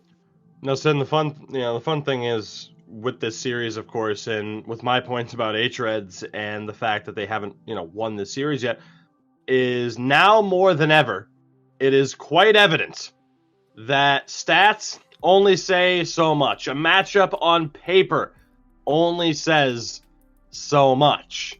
So for hREDS right now, you can have an advantage statistically, but at the end of the day, you need to get the results. And I'm not sure if it looks good on hREDS that we can sit here and say, oh, they have the statistical advantage, or if it looks poorly because this series is tied. Yeah, and I mean, as you said, very clear that stats only matter so much, and at this point, I'm just kind of throwing them all out the window. I always love checking in between periods, who's got the more shots, who's got the more time in attack, should one team do more, but at this point, it's all about the eye test, and that's what I'm going to be most trusting moving forward. Absolutely. So with that, puck drop just a few moments away. Sin, again, we have at least 2 games here, potentially 3. If it comes down to it, hREDS and Unlucky Boys, the last series that has to be decided. Again, Linköping, Havu, and Färjestad have punched their tickets to the second round. One team has yet to be decided at this point. The winner of this series moves on to take on Havu. There you see Unlucky Boys, the Burger Boys, as Sin calls them, in the white, hREDS in the black and red. Sin, any predictions for this one, or do we not dare to make predictions anymore at this stage? Yeah, at this point, predictions, even they only mean so much. And you know what? I don't want to jinx anyone here. I'm just looking for a great series and a great ending between these two teams. Absolutely. Let's get down to business. Puck drop. Game 5 is officially underway. Who is going to make it to the Final Four here? Early chance here for hREDS on the attack. Shot on. Rebound. Secondary chance still alive. And again, rush in front. Good pressure here from hREDS in the early going here. Benito and Yoki trying to make the most of those opportunities. And Lucky Boys survive, and they look to get set up here. A little bit of trouble, but Julius has it. A little bit of space for Timothy. He'll send it around. JM will give chase. A little bit late to the party, but he comes up with it. Tries to throw it back in front. Good defense there by Teemu. But again, JM fighting for it. Timothy now down low, not able to hold on to it. Janza was there. And here come hREDS on the counterattack. Nicky Dangles able to make the pass over, but mistimed and early offside. So both teams, a decent start offensively here through the first 3.5 minutes or so. Yeah, I think hREDS got what they wanted to get going early on. Some zone time, a good aggressive forecheck, keeping Unlucky Boys on the ropes, and a great zone entry right there off the face-off. Benito dishing that one in front. Nobody home, though. Chance now, and again, we see Unlucky Boys working and dumping chase. JM has it in the corner, all the way back to the point. Shot on, blocked down in front. Janzo and Benito both there to shut that one down. So very interesting to see Unlucky Boys working the dump and chase, perhaps trying to open up space at the blue line. Opportunity now. Kuru has it down low. Tried to throw it on. Couldn't do it. Kicks all the way back out to Nicky Dangles. And now Yoki yet again on the half wall. Tries to find Nicky Dangles, and he does! He finds a way to tuck it past Viltsup, and Nicky Dangles gets the goal. His third of the postseason. hREDS grabbed the early 1-0 lead. Yeah, and you can almost kind of feel that coming anytime Yoki has it down that left wing side. That seems to be such a preferred way to enter the zone for hREDS. They get it right there, just kind of attacking the net and crashing the net. Exactly what they wanted to more establish here, and they do it early on, those in-tight chances. Good effort there from Viltsup. It looks like he tried to get into that butterfly. The puck still goes 5-hole there. Good goal for Nicky Dangles, who has been so dangerous so far throughout this series. Hasn't quite been rewarded for it with many goals, that being his third now of this postseason. But, good job for put his team up early. On the attack again here, Benito can't feed it through. Yoki dishes it back to the point. One-timer deflects wide. Nicky Dangles the leading scorer for hREDS in this postseason. And he adds to the tally from there. We'll see how Unlucky Boys respond. Chance here again now. Nicky Dangles tries to get it over the blue line, unable to do so. Good bit of defense on display there by Julius. Of course, we still have a long way to go in this one. JM, good move to hold it up the line. Still in possession here, but a little bit of trouble here. Good pressure from hREDS. Chance now steps in. Great passing, Timothy. Can't hit the far post. Slap shot blocked down in front. As hREDS right back on the attack. Big move from Yoki. Just not able to pull that one off. So Sin, despite hREDS getting the opening goal, and Lucky Boys not exactly looking out of this one right now. As again, JM feeds it down low. Timothy has it around the back for Kuru. Down low in the corner. Tries to find the pass back up top. Unable to do so. 8.5 to go. And Yoki's going to try to make the best of this one. Still fighting for it. Banger's able to come up with a big step up there. Unlucky Boys trying to deal with the pressure. And they do. JM with space. Protects. Pass. Scores! What a play by JM to find Timothy. He makes no mistake that time. Unlucky Boys have tied it. Timothy's second goal of this series. What a fantastic pass from JM. Yeah, the pass was phenomenal. The puck protection, I would argue, even better. Great job of L-skating slightly, then protecting the puck on that backhand, and that opens up that kind of behind-the-back pass to find Timothy in that high slot, who rifles it home on the one-timer. Hard for Nikke to get over and block that, and this game is all tied up, 1 goal apiece here. We said there was a long way to go. That goal certainly proves it. These two teams... Again, the back and forth that we've seen in this series continuing so far. Step up here. Another shot attempt from Nicky Dangles just doesn't go through, as JM trying to utilize that speed against Teemu on that right-hand side. Benito able to protect at the blue line. Teemu able to recover. Now gives it back. Benito, one-timer blocked down in front. Jansen trying to get that shot off. Only has 2 registered shots in this series thus far. Teemu, the more likely to shoot of the two, he has 6. So we've seen the defense being a little bit more involved for hREDS compared to, say, the defense of, say, Färjestad. But hey, what works for you, right? Absolutely, what works, and I do like that from hREDS. Again, they want to get more pucks on net, and they're doing just that, and so far, it's looked pretty good for them. I think they're going to have to stick with it, even if they don't find immediate success. JM bumped off the puck, but Kuru recovers, dishes it back in front, able to regain it now. Slap shot deflects off of Teemu's skates. Unlucky Boys still in on the attack. Another shot blocked down, this one by Yoki. Under 3 minutes remaining here in the first period of Game 5. These two teams tied at 2 games apiece here in this best of 7. We will have the coverage for the remainder of this series for you right here in this broadcast. Do not go anywhere. Puck down low here. Benito able to recover it. Has options. Goes back to the point. Teemu. Now again, Janzu missed opportunity on that pass. And a chance now. Final 30 seconds. Unlucky Boys back on the attack. JM for Timothy down low. Finds Kuru, now back down low again. Great passing, one-timer, loose puck, he scores! With 5.2 remaining, it is the captain, Angel Kuru, buries that one, and Sin, what a final 10 minutes of the period for Unlucky Boys. Tremendous job in bouncing back. They grabbed the lead late here in the first.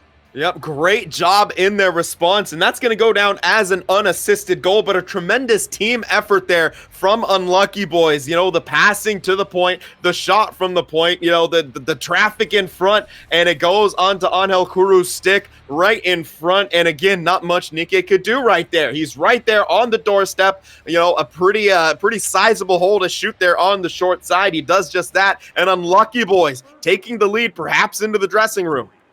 It angles off the pads of Vilsup. A late chance there from the young prodigy known as Nicky Dangles. Has the goal for hREDS, but Sin, we saw it in the Färjestad series. Unbelievable efficiency on display right now for Unlucky Boys.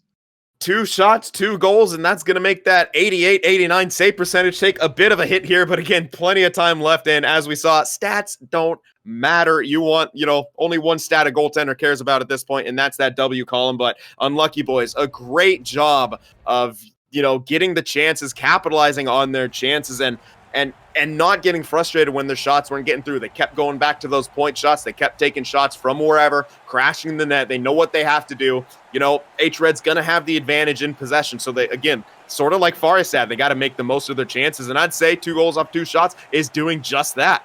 Absolutely. We'll see how hREDS respond here. Attacking opportunity. Kuru tried to rush his way through. Just could not find the space. Puck now down in the Unlucky Boys zone. Recovered and quickly moved out.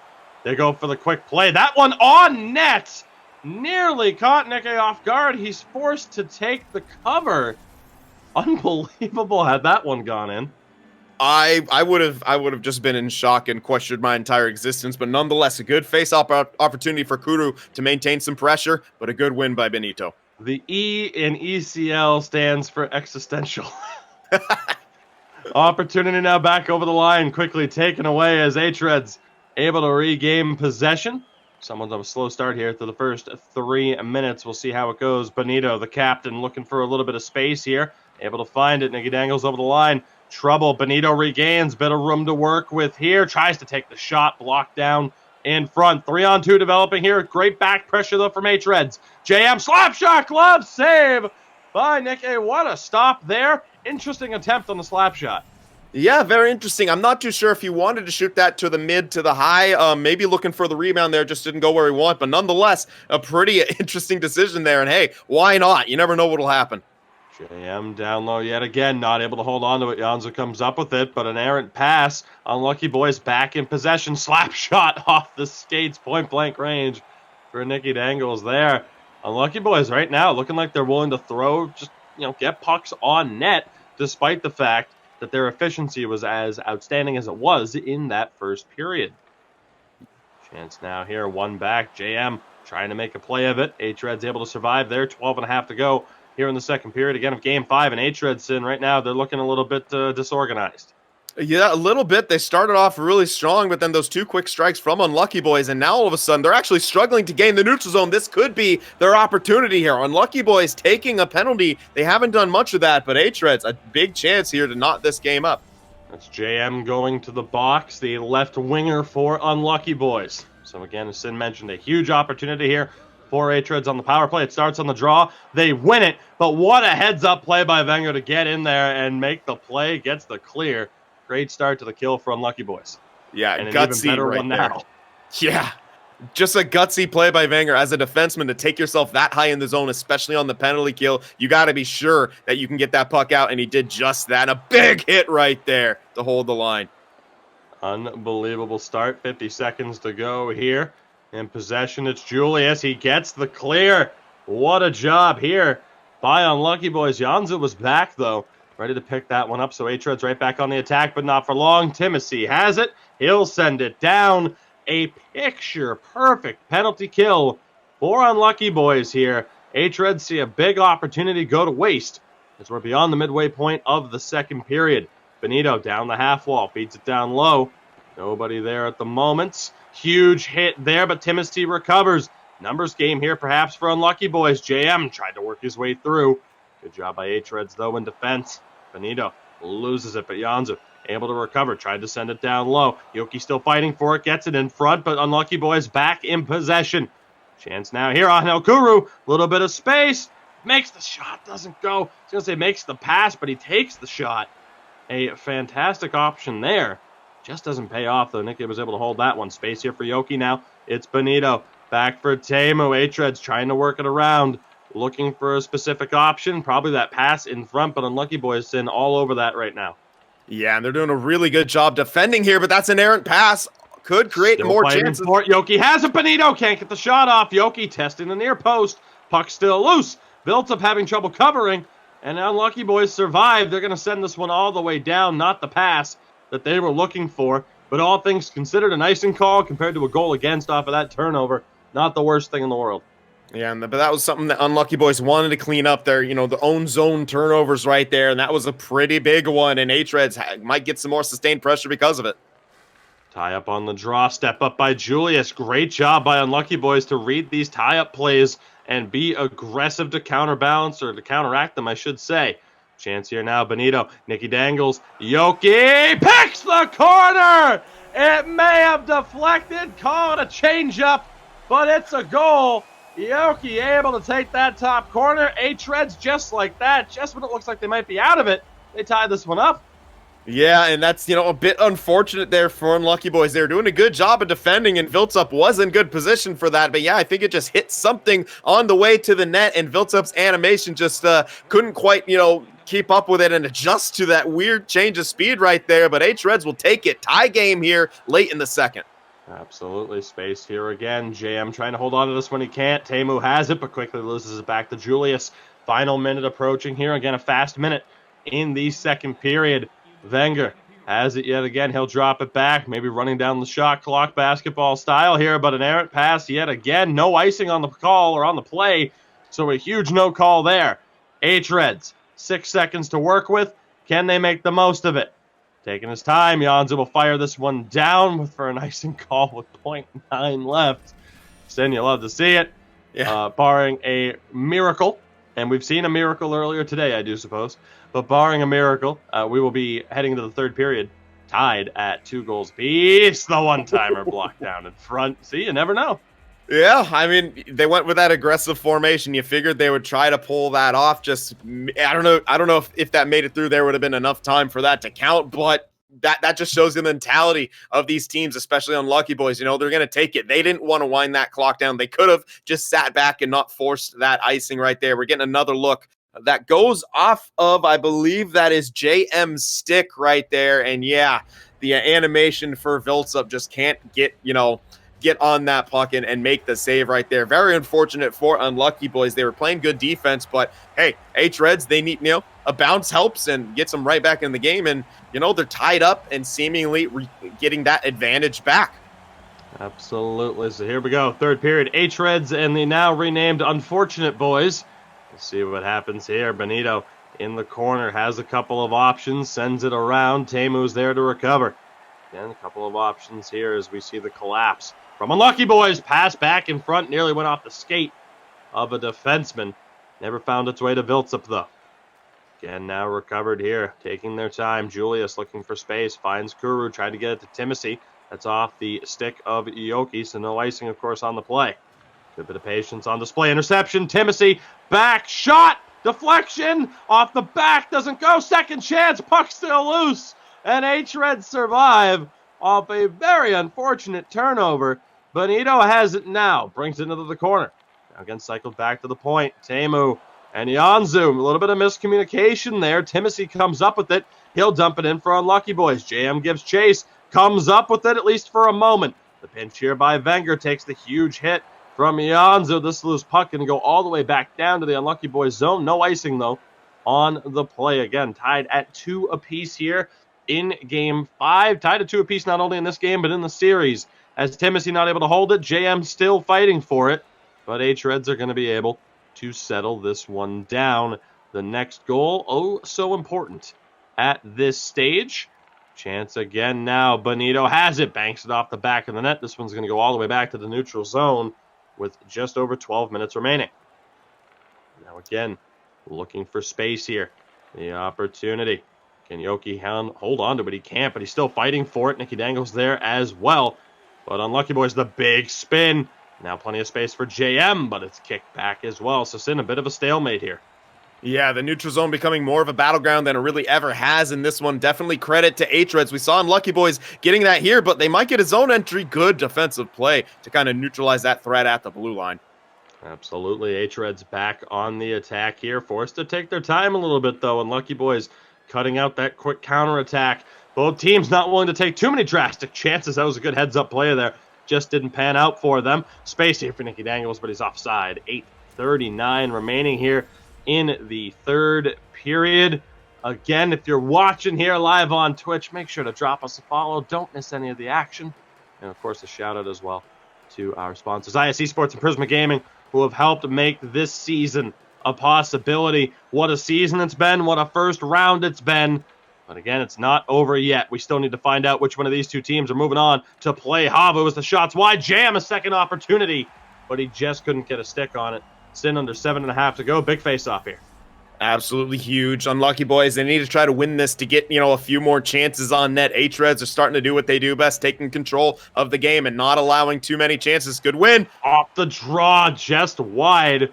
Thought there might have been a deflection bid for JM. Timothy has it, tried to get it down in front, couldn't find the pass. Now hREDS back on the attack, 6.5 to go. The next goal at this rate looking like it's going to hold up as the winner. Lucky Boys doing a great job, though, of patrolling their own blue line. Timothy able to find JM on the pass. Bit of space to work with, couldn't feed Kuru down low. Great job by Benito, one of the best two-way centers in the game. Has the puck again here. Space for Yoki, rebound, a bid. Viltsup able to paddle that one away.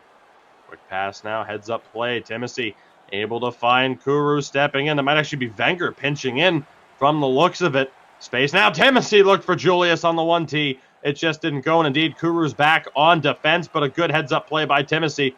Great stick work. Unlucky Boys right back in on the attack. Under 3 minutes to go now. Timothy gets floored. hREDS on the attack. They have a man advantage for the moment, but Timothy is able to recover. Thought he might have been down injured. hREDS still in possession. Teemu deflection bid for Benito just doesn't go. As Sin, we're approaching the final minute here. Are we destined for overtime?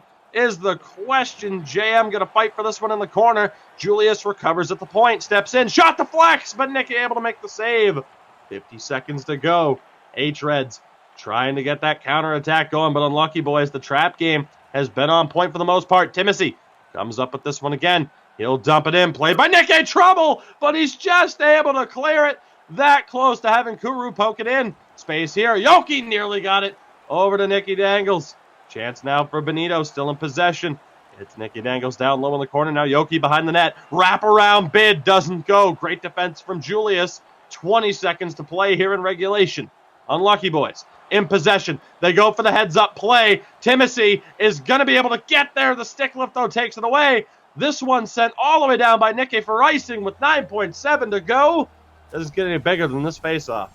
Yeah, you like to see it from Unlucky Boys really starting to get creative. We saw the dump early on. Now we're seeing the slap pass here as they try to find alternate ways to gain the zone against hREDS, who have really started to lock down the neutral zone.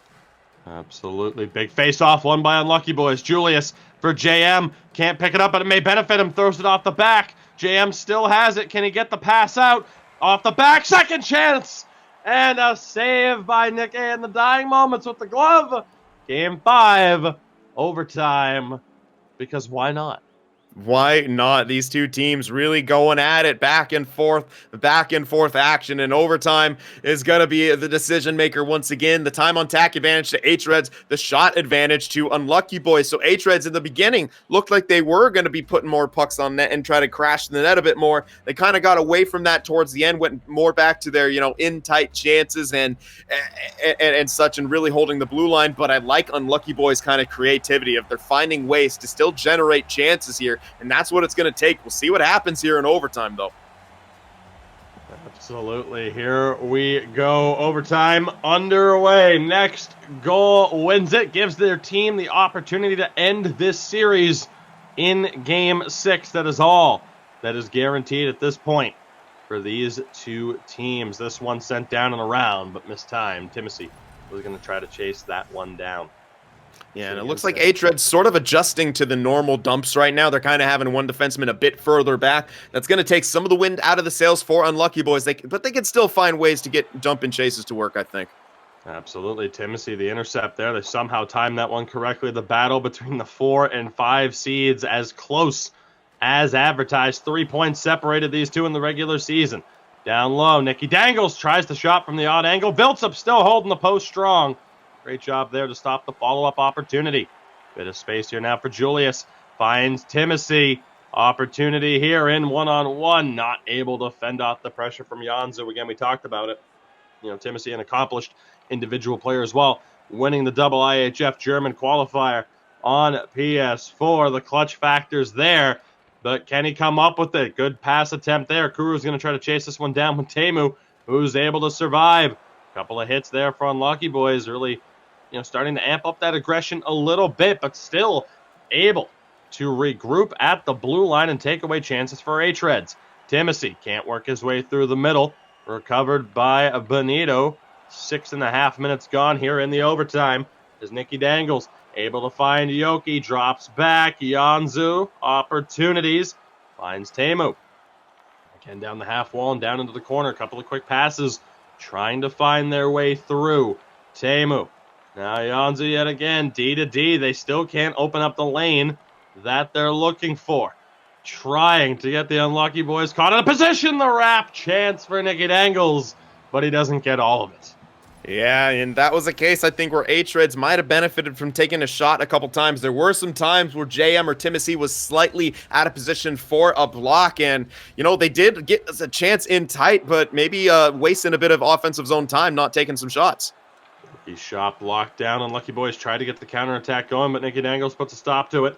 Yoki, now Benito have a bid for it, but Timothy going to come up with a great stick lift from behind. hREDS back on the attack. Benito back to the point. And again down low. Tries to get it in front. Benito still has it around the back of the net. Looking for space. Kick back along the half wall. And again down low. Rocket pass. And he scores! What a feed from Nicky Dangles. Yoki is able to find the back of the net. The second leading scorer in the regular season. Always dangerous. Yoki ends it. hREDS take Game 5 by the score of 3-2 in overtime. And Sin, you could see it throughout that overtime. hREDS were looking for those rocket pass opportunities into the slot. Unlucky Boys gave up just a little bit too much space there. And again, somehow, some way, it finds its way through. Yeah, and that's just a tough situation for Unlucky Boys. I mean, you're defending well enough, but the problem is you're defending. You can't get that puck out. The hREDS are just all over you, and their puck possession along those boards behind the net into the low half boards, kicking it back to the point. But in that situation, the point was almost along the half boards too, really sort of closing in on Unlucky Boys slowly but surely, and they open up that space to kick it to the middle. Timothy in decent position there for the intercept, but with the way intercepts work, it can be hit or miss. And Yoki, great position for the one-timer. They're able to bury it, get the overtime win, and now just one more win from advancing and taking on Havu in the second round. What a reward to play Havu.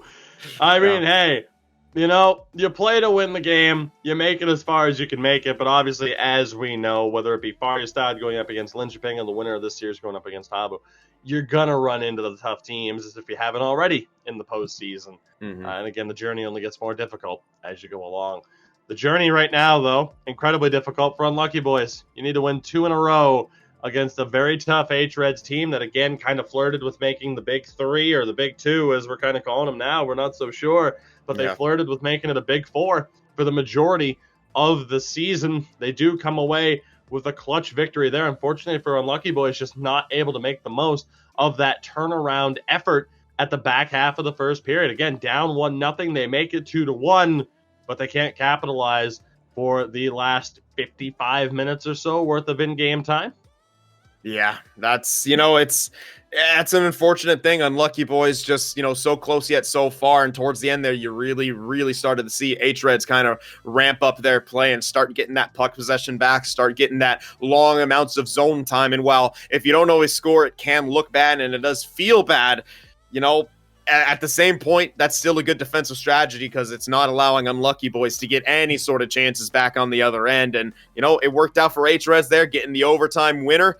And 1 win away is all they need to advance to the second round. Now we'll see what happens here in Game 6. The longest series of the first round, the only one to go beyond Game 5, but we knew it was a certainty heading in to this broadcast. So again, here in this particular broadcast, we will be covering the remainder of this series, whether it ends in Game 6 coming up against hREDS, or whether it is Unlucky Boys who are able to come back, force Game 7, and then we see what happens from there. So, Sin, for hREDS, it's a little bit interesting in terms of really what adjustments need to be made, if any. I mean, they started off strong and then kind of lost their way a little bit, throughout the middle of the game, but in overtime, they were able to get back to it and really try to take advantage of, we oftentimes do reference game mechanics, and the rocket pass there as Mickey Dangles holds it back, charges up the pass. It is a very effective strategy, also known as, of course, as forcing the puck into the slot, but it paid off there, and that is a big part of hRED's game, looking for those good shooting opportunities for Yoki, who, again, 43 goals in the regular season. He now has 4 goals in 5 playoff games. So for their strategy, is it just a matter of tightening up defensively, or what are they going to look to do here to close out this series in Game 6? I think their defense is pretty good. You're not going to be able to keep a team like Unlucky Boys out of your zone indefinitely, but I think from hREDS, I really like what they did. They're holding the zone is good. They did say they wanted to put more pucks on net and crash the net, so maybe do that a little bit more, but at the same time, their zone play was very strong, and when you're in the opponent's zone, you can, obviously keep them out of your zone. So if hREDS get a lead like that, I would say definitely play to your puck possession strengths, but if you find yourself behind, then they're going to have to put those pucks on net and go for rebounds. So it all depends kind of what situation they're in and how they should play. But as we get another look at the centers here, Kudo kind of having to be the guy for Unlucky Boys to step up and score some goals, as JM and Timothy, a bit slower on the uptake here, especially JM being such the goal scorer that he was. So everyone for Unlucky Boys is going to really have to step up if they want to stave off elimination. Absolutely. And again, the battle here of the centers, of the captains, as we talked about, crucial at this stage of the game. It was Kuru who had a decent advantage in terms of faceoffs heading in to that matchup. However, Benito taking that individual game 12-8 in terms of faceoffs. And of course, hREDS 9 minutes of attack to 4.5 minutes for Unlucky Boys. And we talked about it as well in terms of keeping discipline, only 1 penalty between the two teams.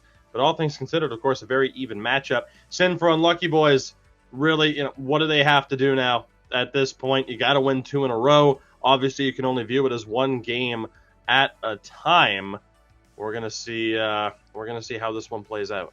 Yeah, one game at a time, one period at a time, one shift at a time, I guess you could say, even though there are no shifts there. But yeah, we take a look here. Nicky Dangles up top in scoring, and if you consider, I believe this guy's only 16 years old, and he's competing with some of the most highest level players who are up, like a lot of them a few years older than him. 11 points in 5 games played, gets rewarded for a goal there, but leading the way for hREDS in scoring. Tremendous achievement, especially considering his age, and 3rd for goals for in the regular season as well. Absolutely unreal performance from this guy throughout the season and in the playoffs now.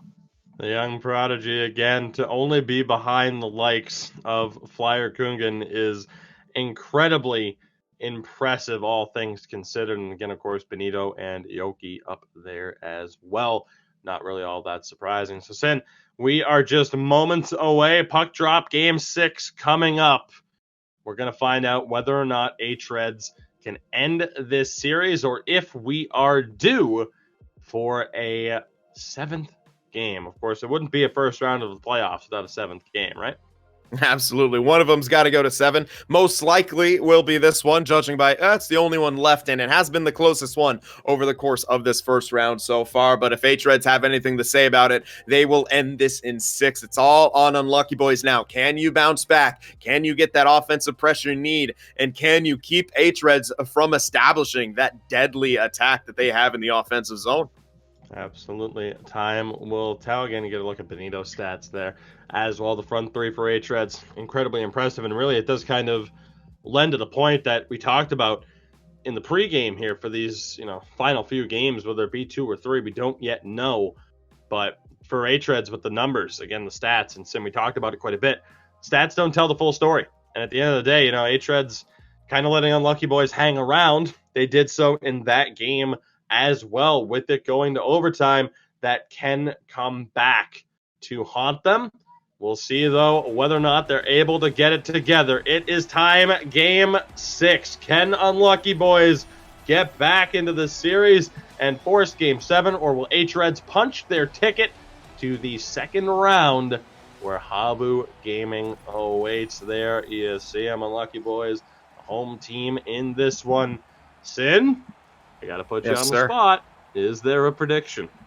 Well, with the synergy right there and their pregame little sellies right there, the animations, Unlucky Boys, they seem to be in sync right now with good synergy, if you will. But it's a tough task to take on hREDS, and it looks like hREDS coming out of the gate strong here, looking to apply that offensive pressure. I always thought hREDS were more of an O-Town kind of band, but what are you going to do? Anyway, the shot, the opportunity for Yoki. Loose puck in front. Shout out to O-Town, the greatest boy band. Opportunity for Nicky Dangles, back for Yoki. Tried to pull a backhand. No space there yet again. Sin, I think only we can possibly joke about boy bands game 6 of an NHL esports playoff setup here. Or at least sound cool while doing it, although cool is kind of subjective here. Debatable, as Unlucky Boys are back in possession. Another rare opportunity there off a turnover. You often see teams, really strong in puck possession and protection on the breakout. Not there, though. Unlucky Boys in on the attack. Kuru has it down low. Now again, JM, great passes here. Tried to self-pass off the boards, perhaps, or maybe that was supposed to be to the point. But regardless, hREDS back on the attack, but not for long. 2-on-1 developing here. JM has Timothy with them. JM drops all the way back to the point. Shot deflection bid just wide. Good opportunity there. Kuru recovers, tries to pick the corner. Big save by Nick yet again. hREDS having a little bit of trouble here. Janza couldn't get the puck pick up. Timothy tried the wrap around. The bank off the back. Just couldn't get it to go. JM space, deflects wide. Again, down low in the corner. Opportunity here. Timothy tried to dish it back. Loose puck. Just out of the reach of JM yet again. And again now, here we go. The opportunity. And again, another turnover in the neutral zone. Right? You think Unlucky Boys are going to be able to make the most of a turnover and get another rush. hREDS say no. Teemu stepping in. Finds Nicky Dangles. Janzo again. Has it. Doesn't take the shot, though. Couple of feeds there from Yoki, and Teemu just doesn't pull the trigger. Teemu back in possession. Tried to hit Yoki on the pass. Couldn't do it. hREDS looking incredibly dangerous right now. Yoki along the half wall. Looking for space. Down low. Benito tried to get it in front for Nicky Dangles, but a good read by JM. It's been an interesting battle here thus far. Here in the early stages of this game. Shot on. May have been a pass on more than anything. Got Nicky off guard, but he was able to make the stop. 7.5 to go here. Best chance thus far, I could say, for Unlucky Boys was a pass on goal. Yeah, not exactly where you want to be, but I mean, if you were able to get JM in tight there, he was racing for that down, and it was a juicy little rebound off that pass too, just unable to capitalize on it. But yeah, you said it, Unlucky Boys got to try to find some more ways to get some offense here because they've been stifled thus far and running into each other, trying to get the zone enter here. Great blue line play by hREDS. This one sent down and around, but nobody there to give chase. A free possession for hREDS. Under 5 minutes to go here in a fast-paced first period. Benito has trouble, but he's able to recover. Nicky Dangle still fighting for it. Sent around the back of the Unlucky Boys net. They're still in possession here. Good stretch pass to Timothy, who goes for a quick little mid-game flight off of that tripping call. It's going to be Janzu to the box. Power play chance here for Unlucky Boys. And this kind of plagued hREDS. They look to be in great form, and then they take a penalty, getting the momentum back to Unlucky Boys. D-to-D pass here. A little bit of space now for Venker. Tried to pick the corner. Good patience on display. Just mistimed. Still fighting for it. hREDS can't come up with it. Timothy, Kuru there as well. Benito comes up with it. Not able to send it out. He took too much time. Julius has it. Still in possession. Now Wenger looking for space. Over big stop. Nicky able to track the puck. JM denied. Maybe the shot was a little bit more centered than he was hoping for. Yeah, I think he was trying to catch Nicky overcommitting there and hit that far side. That's very tough to do from the one time over there. But JM, again, continuing to be a sort of snake-bitten for the most part as the main goal scorer on Unlucky Boys. I believe that's only 2 for him in the postseason so far. Indeed. Here we go. Unlucky Boys unable to time it. Crucial opportunity going to waste. Just 27 seconds remaining here on the man advantage. We're going to see how this one goes. Big face-off here. At this point in time, Benito nearly able to come up with it. Teemu still fighting for it. Benito able to send that one all the way down. So hREDS, a successful penalty kill, but still dangerous here on the rush. Janzu gets back into the play. Again, they do a great job of shutting down the rush, but Kuru has it. Able to find Timothy. Timothy still has it. Kuru tried to pull the trigger on the shot. Loose puck still. Timothy in there battling for it, but hREDS come up with it. Final minute, final 10 seconds. Yoki, Nicky Dangles for Yoki. The shot scores! Somehow, some way, that puck had eyes, and Teemu is able to bury it to give the hREDS the lead in this game, his second of the postseason. And Sin, what a turn of events, a momentum builder for hREDS. A successful kill. How did that one find its way in? I'm not too sure how it found its way in, but I know how hREDS found their way into the zone. Phenomenal play by Yoki. The stick, he was kind of moving back and forth, you know, delaying, trying to find the space, keeping the possession on him, entering the zone. I believe he found, it was Nicky Dangles there in the high slot who kicked it back to the point guy, if I'm not mistaken. Teemu getting credit for that goal. I don't know how it found its way in, but nonetheless, hREDS up 1-0. A really good play by them on that left wing side. Yoki once again leading the rush. 1 shot, 1 goal. So now it's them with the ruthless efficiency here, and Unlucky Boys unable to capitalize so far. But yeah, you said it. Okay, a little give and go, and it was Yoki feeding back to the point there for Teemu. I really like that from he and Nicky Dangles. Oh, and it goes off of JM's legs.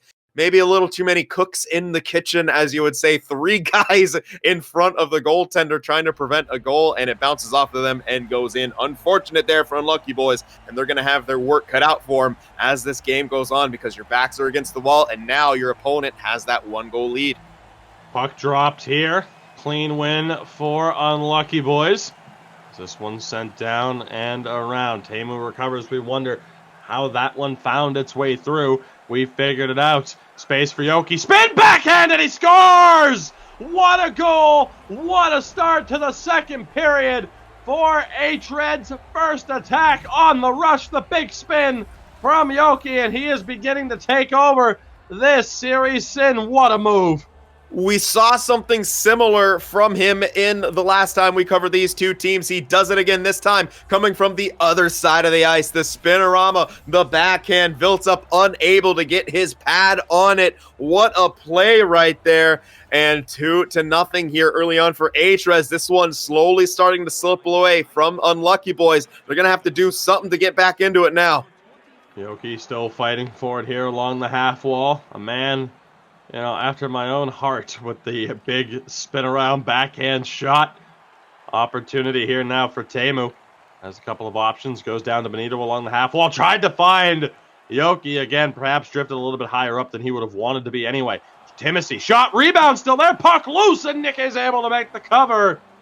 Very close call there. Unlucky Boys nearly back into this game. Yeah, and that one was trickling through his legs right there, but the crashing of the net, no other forward able to get a stick on that. Nikke gets the cover. Big face-off here, won by Unlucky Boys. Shot on, blocked down, loose puck, scores! Somehow, through the traffic, Angel Kuru is able to find it. And just like that, Unlucky Boys are back into the gigantic goal from the captain.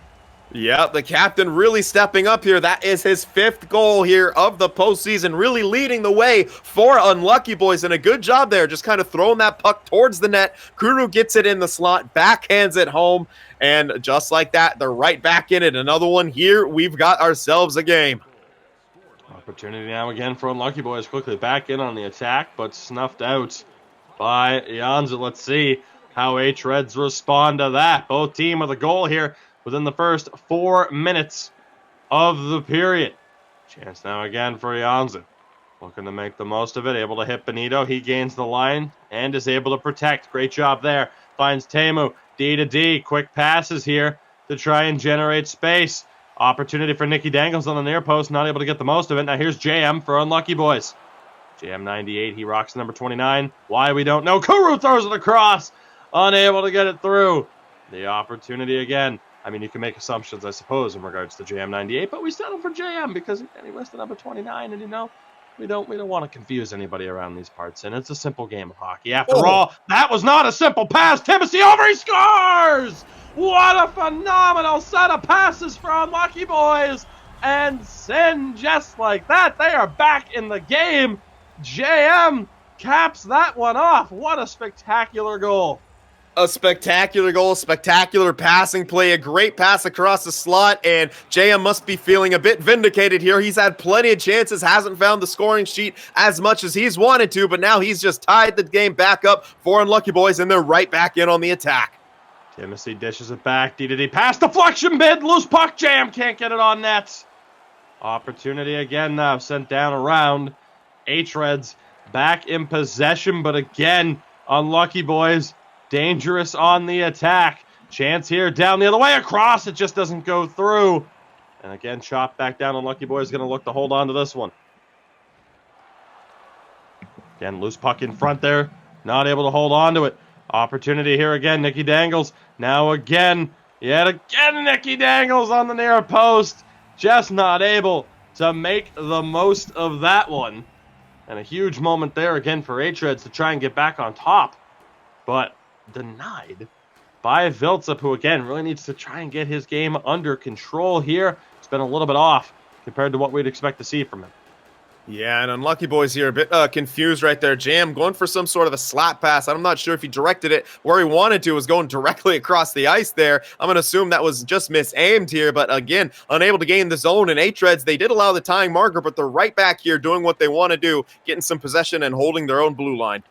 Yoki has it in the corner, down for Benito. Banks it off the back of the net. Yoki's going to chase it down again to the point. Teemu just wide of the post. The rocket-powered shot from the point. Timothy was nearly going to be able to chase that one down, but a great job by Janza to cut it out. Opportunity here yet again for hREDS if they can break down the defense, and they do. Yoki tried to find Benito. Good interception there. That's Wenger on defense. Kuru dropping back to maybe help give Wenger a couple more options here. As again, the forechecking pressure for hREDS amping up a little bit. They send it down and around. Recovered by JM. Can't find Timothy on the pass. 2.5 to go here in the second period of Game 6. hREDS looking to punch their ticket to the semifinal, where they'll be taking on Havu, or Unlucky Boys will be taking on Havu. One or the other. Havu keeping a close eye on this series. They'll play the winner. This one through the slot. Recovered by Teemu. Back down low. Nikki dangles. Benito with some options. Finds Yoki yet again. Couple of quick passes. Final minute here. hREDS running out of time. Again, Janzu looking. Teemu, 5 seconds to go. Opportunities running out. Shot. Loose puck. Kicked out to the corner. And Sin, it looked as though hREDS, off the back of a goal in the opening moments there, were really going to be able to take this one and run with it. Unlucky Boys say not so fast. Yeah, not so fast. They come back, get the tying marker here, and, a big chance in the third period for them to kind of, get going as they want to. They're taking a look at that play. It was Kuru going for the deflection and actually just stopped the puck. It turned out to be beneficial there for Unlucky Boys as he was able to backhand that puck in. And another look here at the one-time opportunity. We can't see that phenomenal stretch pass, but it was phenomenal. And good job from Timothy, able to thread the needle there across to his winger partner, JM, who beats Nikke on the one-time, sets up a great third period here. Good action back and forth. If hREDS, they're going to want to establish that attack early. Let's see if they can do it, or if Unlucky Boys are able to hold them off. It's all or nothing for Unlucky Boys at this point. You are not guaranteed another period of hockey. Beside this one, Yoki! I don't believe that shot found its way through. Here's JM. Bit of space to work with. Timothy, though, forced to cut back. Chance. Julius for Wenger. The bomb blocked down. Chance, though, still for Timothy. Has it in the corner, trying to fend off Janzu. Timothy strong on the puck. Finds Jam down low, tried to bank it off the side. Loose puck still, and Nikke is able to make the save. And a big face-off here in the hREDS defensive zone. Yeah, the in-tight chances. Unlucky Boys just willing to throw that puck on from whatever and going for some jam plays there at the corner of the net. Whatever works. When you're not getting a ton of zone time, you got to make the most of it. That's definitely what they're trying to do here. But Nikke holding strong between the pipes. Good face-off win there for Benito. A little bit of trouble for Janzu, but he's able to fend it off. Timothy has been a thorn in his side throughout this entire series. Rapid for Nikki Dangles, but Viltza is able to stand tall and make the save. So again, now we'll see here another big face-off, this time in the Unlucky Boys zone. Let's see if Kuru can respond. Had the advantage in face-offs heading into these final few games of the series. And he was able to not able to come up with that one, as again Benito has been able to battle his way back. It's been a great job to take that momentum away from Kuru. Opportunity here now. Jam just can't get the puck. hREDS potentially back it on the attack if they can work their way through that maze of a neutral zone. Unable to do so. This one sent down and around. Timothy will give chase. He'll back off though. hREDS quickly back in possession and trying to make something of it. Teemu burst to speed, held onto it for a good amount of time, but ultimately not able to make the play. Here comes Unlucky Boys yet again, but it's kicked back out to the neutral zone with 12.5 to go. Bit of space here now, though, for Kuru. Makes the spin, pass, can't find its way to JM. Good interception there for hREDS. Sin, perhaps sensing a little bit of anxiousness amongst the two teams. He'll hold on a second here. Chance now in the zone for hREDS yet again. Good puck movement. Nikki Dangles has it down low for Benito to Yoki. What a goal! What a series of passes! hREDS back on top in this one. Unlucky Boys, an unlucky goal, and they're running out of time. Tick-tack passing right there from hREDS, and it comes after Unlucky Boys had a pretty good chance to get a chance like that of their own at the other end, but it was a great intercept from Teemu to stop that attack, and then back the other way, just hREDS forwards, just incredible display of awareness and passing there as they go to the middle, down low, then back into the slot there. Not a whole lot Viltsup can do with Yoki sitting there and getting the shot off from that location. A 3-2 lead now. Unlucky Boys going to have to start going into a bit of desperation mode. Half a period to play, and you're down. Shot just wide. JM trying to keep it alive. One back now here. Wenger has it. Kuru trying to hold on to it as well. Unlucky Boys still in possession. Tried to feed it into the middle. There was no space. Opportunity. Kuru back for JM. Can't get the shot off. Maybe not making the most of the opportunity. Here's Yoki. Again, headed up in for playmaker. May have scored the most goals in the regular season. That pass doesn't go through, though. Chance here, taken away. Great job by Teemu. Now feeds Yoki again on the off wing. Nikki Dangles can't get the pass over. Loose puck still there. But Unlucky Boys survive. 7.5 to go. Again, Unlucky Boys not guaranteed another period of play. They have to make their own luck at this point. As this one's sauced off the boards, they have a free possession now. Julius gains the line. Try to get a quick shot off. Second chance across. He scores! Unbelievable! What a move from Julius. Stuck with the play. Finds Timothy, who ties it. Never say die with the Unlucky Boys. We're tied at 3. This team just simply won't go away. It doesn't matter the odds against them. It doesn't matter the score on the scoreboard. It doesn't matter the standings. They want to find a way to come back and keep things close. They've done just that, tying it up once again here. And it looks like we're going to have a timeout being taken. And it'll be hREDS here taking their timeout, trying to slow things down, get back to what they want to do here. But fanning on that shot there and retains possession. I'm not too sure what happened there, but he'll take it, throwing that pass through, and it somehow finds Timothy there. Teemu probably not quite believing how he didn't pick that one off in pretty good position, but it's an in-tight pass. Very hard to kind of pick things off. He got a bit of an animation for it, just unable to come up with it. But yeah, tie game here, 6:22 left. Can Unlucky Boys find another one perhaps here and able to steal this one away from hREDS? Still anyone's game, still anyone's series. Nicky Dangles can't take advantage of the opportunity. Not sure if Viltsup made the save on the play. Just over 5 minutes remaining here. Benito over the line has help, but it's quickly stripped. Here's, again, Timothy, the man to tie it up. But again, quick pass. Quickly taken away by hREDS. Great job here. I mean, hREDS have been pretty strong in defense. Opportunity for Yoki. Rapid doesn't go. Here's JM. Unlucky Boys as well. Fairly strong in defense. It's been the plays out of nowhere for the most part that the teams have been able to take advantage of. With 3 minutes to go, Timothy sends this one around. JM will give chase. Good hip check. Gets it back. Looking. Back to the point. Wenger, Julius, blocked down. Great job there by Nicky Dangles. 2 minutes to play here in Game 6. The next goal at this point, likely to decide what happens next. Overtime, maybe on deck. Nicky Dangles denied. How did that not go? Viltsup somehow, some way keeps it out. Maybe, Sin, it's tough to say what happened. Invisible wall. What was it? He fanned on the shot. A great job by the back checkers, and then the puck pickup animation from Kuru actually puts it into Viltsup, and he gets the cover like that, I believe. We see him fan right there as the first puck pickup animation from Kuru denies that chance, and the second one puts the puck into Viltsup. Incredibly fortunate for Unlucky Boys there. Nicky Dangles got to be shaking his head, and he can't believe that that wasn't the go-ahead goal right there late here in the third. A tough shot for Nicky Dangles, but that handedness to try and one-time it from that angle, so you can understand why he would have fanned on the shot, given the circumstances. Quickly sent down. Timothy going to try to chase. He's not going to be able to do so. So a risky play there for Unlucky Boys, inviting the pressure. hREDS have the draw in the offensive zone. hREDS score. This one's over. Unlucky Boys get the next goal. Game 7's on deck as it stands. Face off. Unlucky Boys come up with it. Nearly taken away by Benito. Yoki still battling for it as well until Timothy's able to settle it down, but he can't make the pass. Able to intercept it, but only for a moment as Yoki has it yet again. Teemu looking, steps in, pass across, does not go. Viltsup able to find it. Unbelievable that hREDS haven't won this in regulation yet. They are getting so close, and Unlucky Boys are really on the ropes now. They've got to get this puck out, but the aggression from hREDS just seems insurmountable. Nicky Dangles can't make the play, but he still has possession. Benito looking, fending off pressure. Ianzu down to Yoki.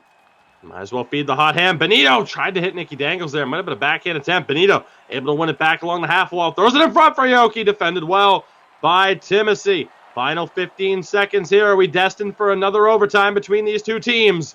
Step up from Kuru. Timothy tries to chase it down. He backs up instead. Final 6 seconds. Yoki has it. He's offside, though. With 5.6 to go, the clock may readjust.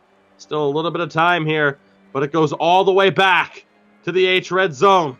Huge face-off for Kuru. Unable to win it. And Sin with that. Why not? Another overtime between Unlucky Boys and hREDS. Why not another overtime? Indeed. I mean, the teams just While it doesn't seem as close on the stat sheet, the eye test is all we care about now, and it is incredibly close. Unlucky boys always finding a way to claw back in and score a goal when they need to. Well, right now, you need it or your playoffs are over. Unlucky boys, no more mistakes. You have to find a way to score here, and if you're hREDS, you want that dagger. You want to advance on and have a chance to take on Havu Gaming in that second round. It comes down to this. If hREDS score, the series is over, and they move on to the semifinal to take on Havu Gaming, last year's runner-up. If Unlucky Boys score, Game 7 on deck. Let's see how it plays out. Brutal turnover there, though, unfortunately. Down low, Nicky Dangles tried to kick it back to the point. There's a great pass from Yoki, just not able to find its intended target. Here we go. Clean rush here for hREDS. Let's see what they can do. Benito drops it back. Teemu able to gain the line clean. Jam fighting for it. Sent down and around. Yoki's going to be able to make a play on this. He gets the puck. Opportunity now.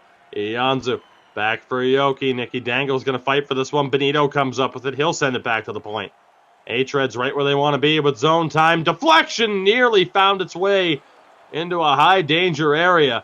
Trouble here, though, still. Benito on the forecheck. Couple of quick passes. This one sent down. Off the skate, though. Timothy able to get it back for Unlucky Boys. Not able to gain the line cleanly, but they prevent the face-off. Guru still has it. Now Timothy tried to feed JM. No space, though. hREDS doing a phenomenal job of shutting down their own blue line right now. Yeah, but good job on the forecheck, and they got possession right back. Absolutely. Julius now down in the corner. Fans on the pass. Regains possession. Tries it from a weird angle. Jam the wraparound. Timothy can't bury it either. Huge opportunities for Unlucky Boys with their season on the line. Just not able to make the most of it. Good forechecking pressure here, though. Nicky Dangles comes up with it. Now it's Janzu. Tries to work his way through, but Unlucky Boys back in possession. 8 minutes gone here in OT1. Puck sent around. Jam tries to give chase. Great job by Janzu to defend off pressure, but he loses it to Timothy. Couple of quick passes here now. Kuru trying to hold on to it. Unable to do so. Benito comes up with it. Dangles cuts back. Pass off escape. Back down into the Unlucky Boys zone.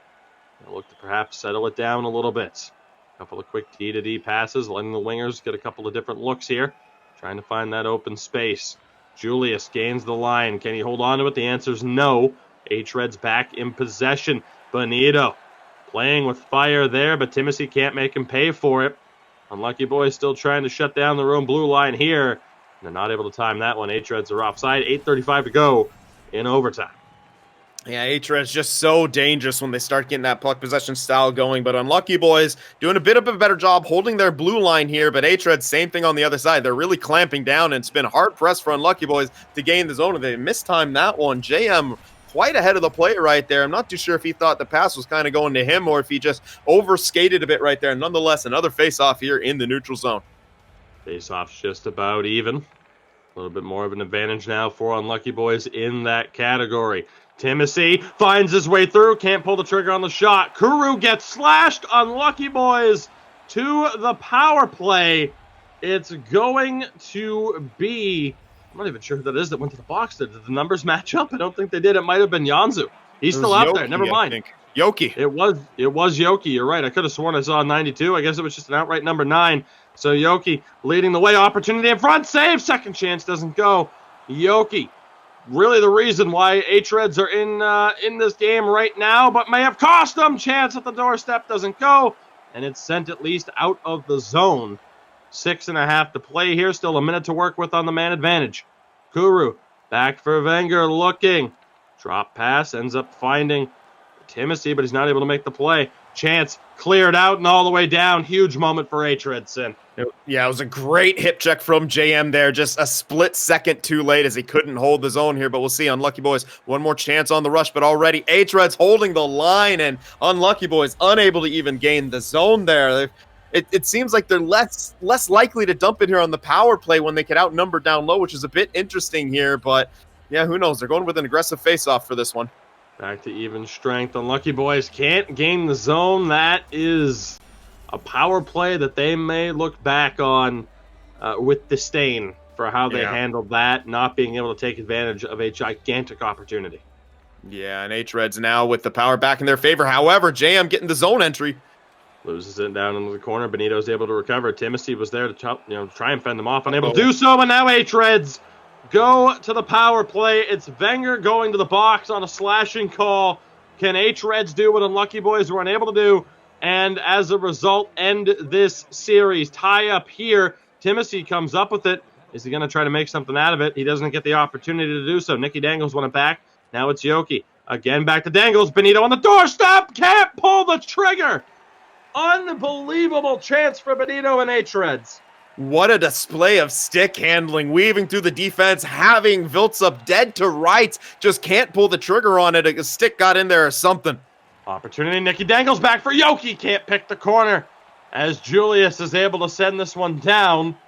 Be 30 seconds to go here on the power play now. hREDS still have time to make something of this here.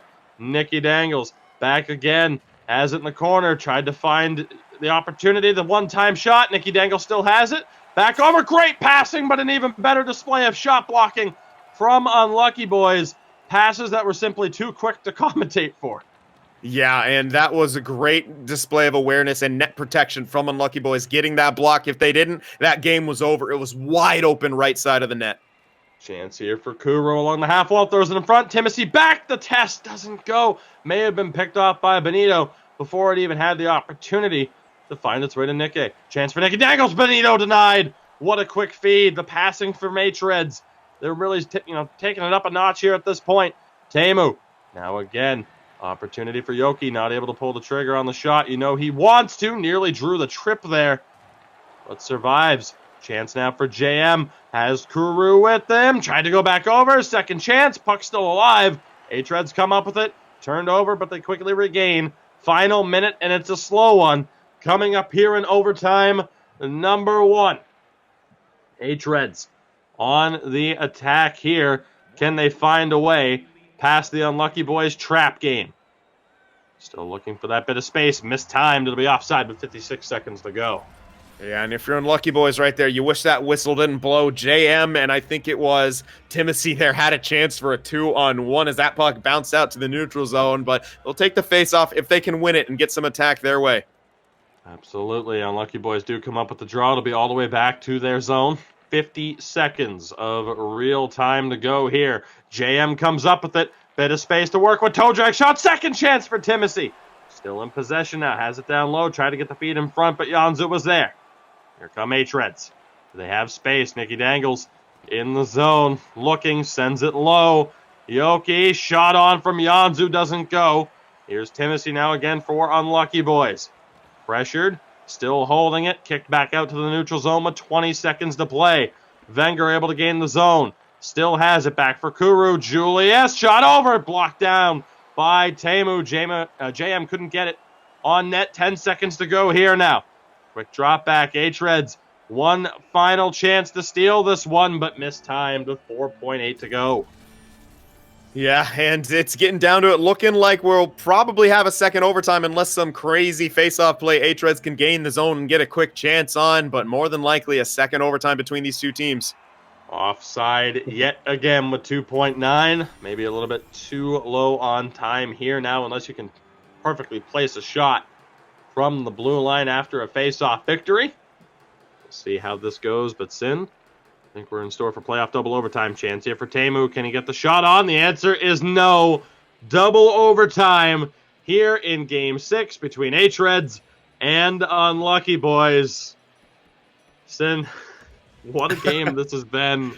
It's back been and forth action, and we still haven't found a winner. No, and we still might see yet another game between these two teams. If Unlucky Boys can get the next goal here and get that game winner in overtime, this will go to 7. But, you know, it's going to be tough. hREDS really showing their strengths there. They had so many in-tight chances that could have gone in, and great display of shot blocking. A little bit of luck there for Unlucky Boys as well, but first and foremost, their defensive positioning has been good, but you've had plenty of practice. hREDS, you know, leading in time on attacks by about 3 minutes, and definitely the majority of it throughout this series. And again, they win the face-off. We're going to look for the zone entry. We'll see what they can do with it. Again, double overtime here in Game 6. hREDS score. They move on to the semifinal. Unlucky boys in the black and blue. They score game 7 on deck. Chance here, though, for hREDS. Good possession work there. Teemu back for Nicky Dangles. Going to try the quick pass. Elected for the shot instead. Never found its way to Biltsup in goal. Chance now here for Wenger. Hits JM on the far side. The spin. Hit Kuru on the pass, but he couldn't hold it. Benito was there yet again. Praised him before. I'll praise him again. One of the best two-way centermen in this league. Finds Teemu. Nicky Dangles can't get it. Good interception there. Chance now on the rush. It was Kuru back to help out his defense. Julius was pinching up. He's in possession now. He'll drop it back. Unlucky boys looking to get reset up here. Timothy nearly found a way through. JM does. Chance for Julius down in the corner. Tried to find Timothy. Good defense there by Teemu, though, for hREDS as they're back in control. Chance on the rush here. Benito looking for space. Can't find it right now. Forced to take a different look. Yoki has a bit of space himself now. Back to the point. Nyanzu for Teemu. The D-to-D pass. He'll bring it down low into the corner. Loses it on the double team, though. Unlucky boys back in possession. Here's the rush from Kuru. Just tried to power his way through. Was unable to do so, though. And again, now hREDS back in possession. 7.5 gone here in overtime number 2. Huge hit at the line. Nicky Dangles is decked. Timothy in control now for Unlucky Boys, but again, they're forced to look to regroup, and it's turned over at the blue line. hREDS back in possession. 9 minutes gone. Again, in the second overtime. Game 5 went to overtime. That wasn't the first OT of this series either. The battle of 4 and 5 evenly matched. Dropped back. Yoki's able to win it. Thought they had a play in front. They elected to bring it back. Yoki still has it. Down low. Nicky Dangles back for Yoki. Tried the odd angle shot, but Viltsup was able to make the save. Good sauce pass off the boards. Timothy, JM can't tuck it home. What an opportunity for Unlucky Boys. Now here come hREDS down the other way. Yoki looking in front. Loose puck denied. Viltsup with a spectacular save. Here come Unlucky Boys now back the other way, but they're forced to slow it up just a little bit. Chance here now. Kuru, a little bit of space, recovered by Timothy. Quick passes here. Wenger looking. Julius now. Kuru, he'll bring it into the corner and find JM down low. Kuru yet again in Gretzky's office, looking for space. hREDS know what they want. You can tell by that heavy collapse, and hREDS survived the threat. 5.5 to go here in overtime number 2. Carried up. Chance for Yoki. Tried to drop it back with the between-the-legs pass, but that was taken away as well. Wenger not able to step up there, but Kuru was. Chance here for Timothy now. In the corner, back to Wenger yet again. Looking to survive the threat from Yoki. Timothy, now JM in the corner. Goes back to the point. Julius a shot blocked down by Nicky Dangles. JM can't make the turn to recover possession. Under 3 to go. Space for Yoki on the rush. Can't get the cut in, though. Good defense yet again by Kuru to help out. Talk about great two-way centerman. Chance for Nicky Dangles. Denied! What an opportunity. The puck was loose in the blue paint, but Viltsup was able to come up with the save. 2 minutes to go. Sin, trust me, I don't know how I'm still able to talk. I'm going to keep going, though, because there's going to be a chance out of nowhere. I can only presume. Puck loose, recovered. hREDS.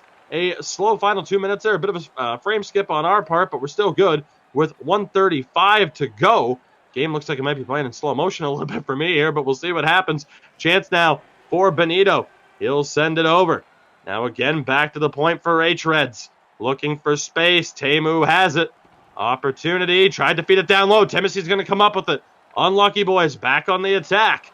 Kuru along the half wall. Can't hold on to it. Yoki was there, and you see Wenger respecting Yoki. Had a chance to pinch. Elected not to. And it pays off for Unlucky Boys. Back in possession yet again with 1 minute to play here in overtime number 2 here in Game 6. hREDS looking to end the series, but they're not going to do it with passing like that. But they are back in possession here. A little bit of trouble for JM. 50 seconds now. Turned over again in the neutral zone. Unlucky Boys back in possession. Kuru tried to hit. It was Wenger stepping up there. He was unable to do so. 40 seconds to go now. Again, working it around. hREDS looking to gain the zone. They're unable to do so successfully. We'll see what Unlucky Boys can do here. Wenger takes his time. Looks to get that clean passing option. Can he find it? The answer is no. Tried to drop it back for Julius. Kuru still giving chase, but hREDS back in control now. Good pass. Yanzu has a couple of options here. Hits Teemu coming into the zone. He'll pinch down, throws it back in front. Nobody there. 10 seconds to go. 4 unlucky boys. The sauce doesn't go. This is going to be an icing call with 7.6 to go. Sin, I have talked for the entire period, and I'm still not letting you get a word in edgewise. Gigantic face-off here now. Benito and Kuru. It's been an interesting battle for the entire series.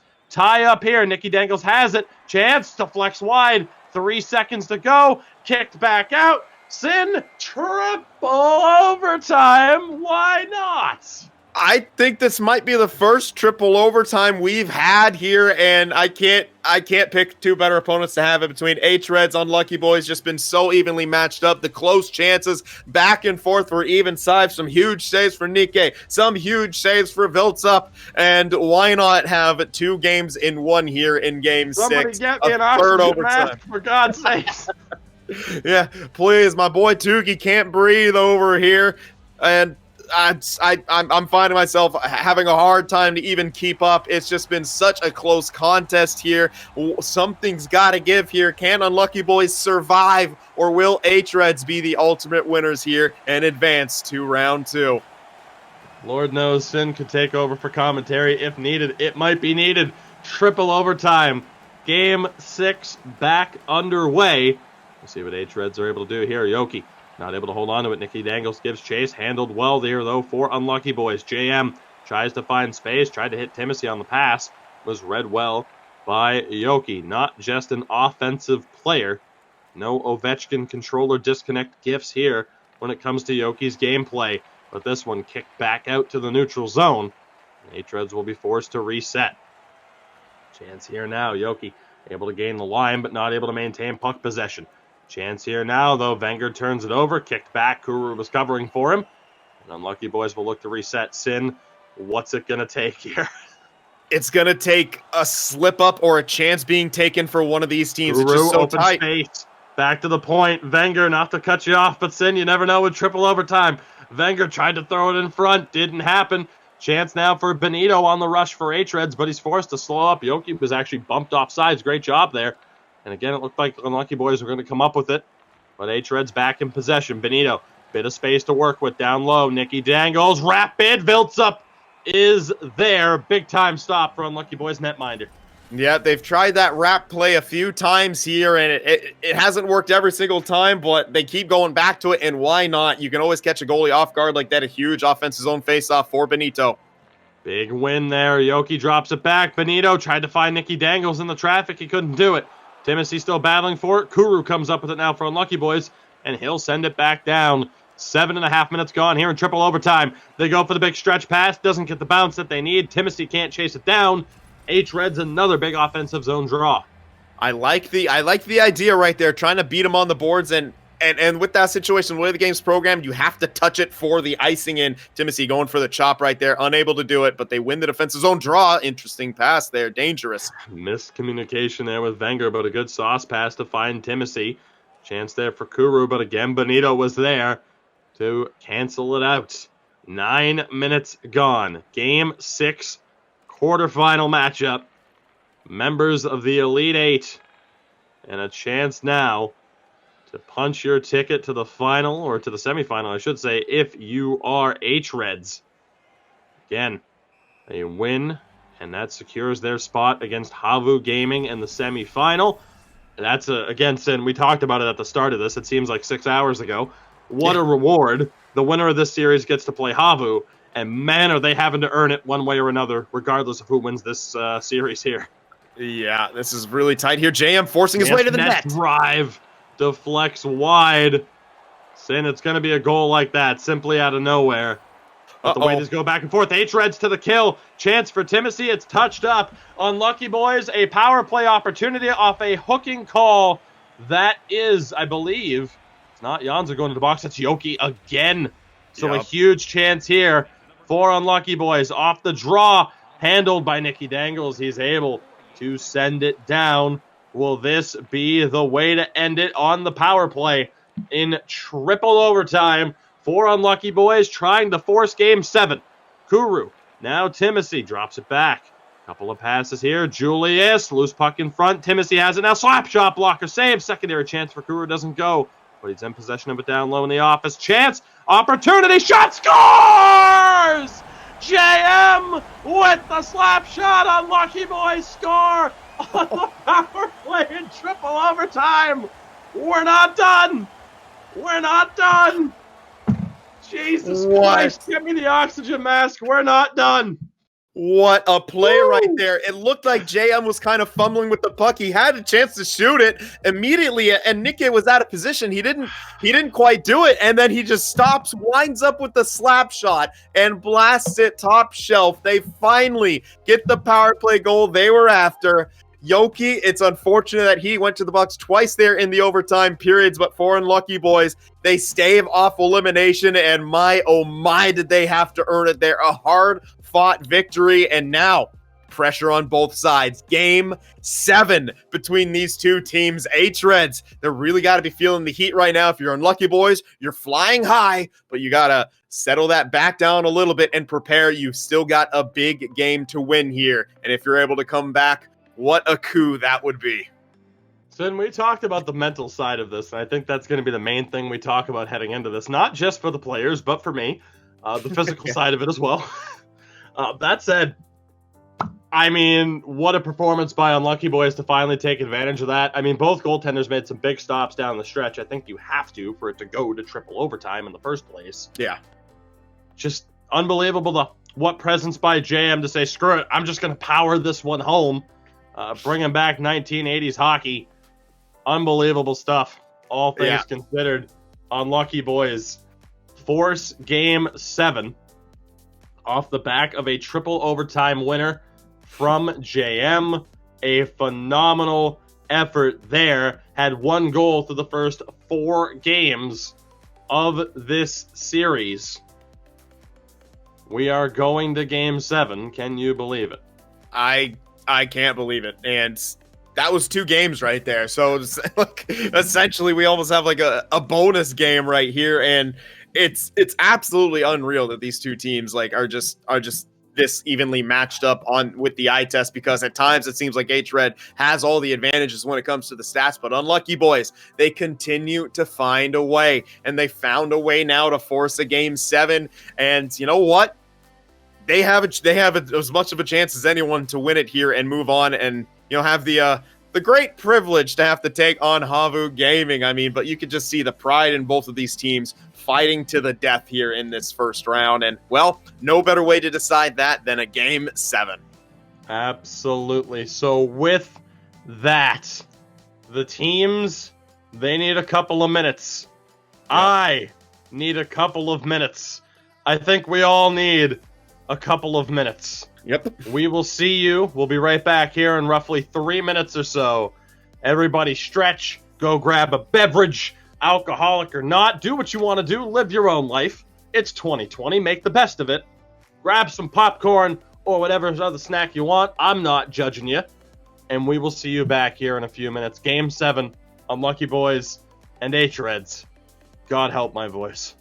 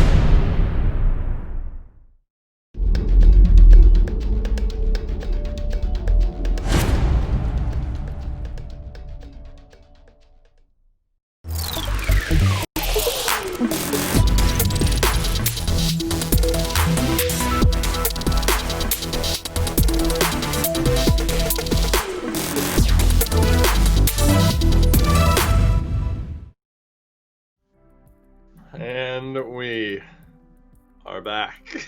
Sin, it's been a very interesting night, a very interesting afternoon, wherever you joined us from. If you started on the west coast of the U.S., it's been an interesting morning into the afternoon.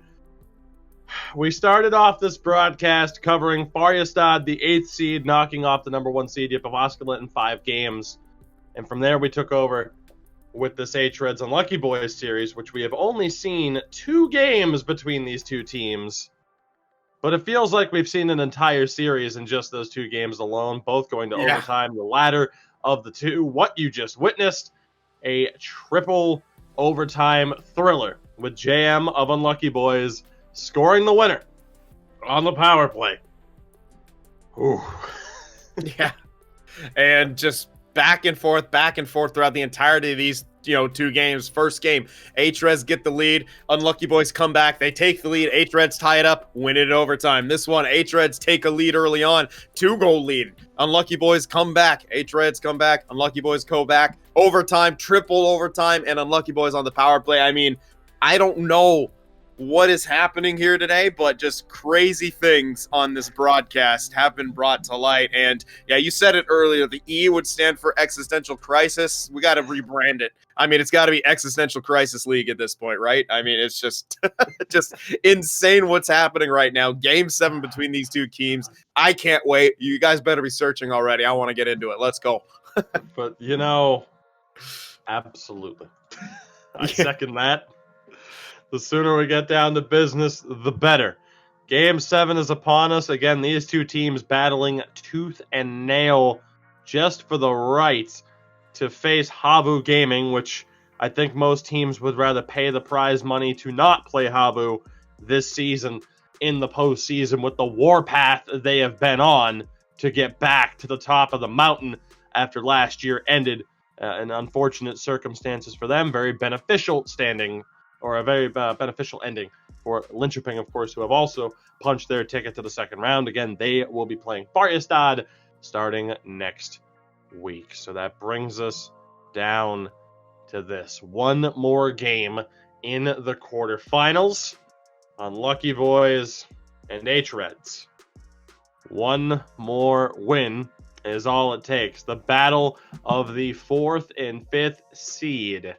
It's been an amazing season, an up and down season for hREDS, where again at times, Sim, we thought, can they turn the big... We saw the big 2 turn into the big 3, turn into the big 4, turn into the big 3, and then with today's result for Färjestad, turn back into the big 2. Yeah. And then for Unlucky Boys, rough start to the season, rocket their way to a 5th place finish. And now here we are. They're 1 win away from going to the Final Four. It's pretty ridiculous. I mean, no matter what, each of these teams have had a fantastic season, no matter what happens here. But, for Unlucky Boys, with where they started out this season and the narrative, more being in hRED's favor as they could be even a big 4, Unlucky Boys definite, kind of the underdog statistically, however you want to say it, definitely have a chance here to kind of, pull off yet another supposed upset. But hREDs at the same time have been incredibly strong. And just back and forth action throughout the series. I don't know which way it's going to go. I don't know how to call it. All I know is this game 7 is going to have sparks no matter which way it ends up. I mean, that's one way. That's one way to put it. If it goes to triple overtime, I don't know if I'd define it as sparks. Maybe maybe a big old tire fire. I wouldn't define that game as a tire fire. But it's like watch. I don't even know what is the perfect analogy for that triple overtime game. I don't even know. Yeah, slow burn marathon. If we're going with fire references. Yeah, let's go with the marathon because Jesus. Regardless, we set the stage again for this 7th game. Only one can move on. We'll see how this goes down.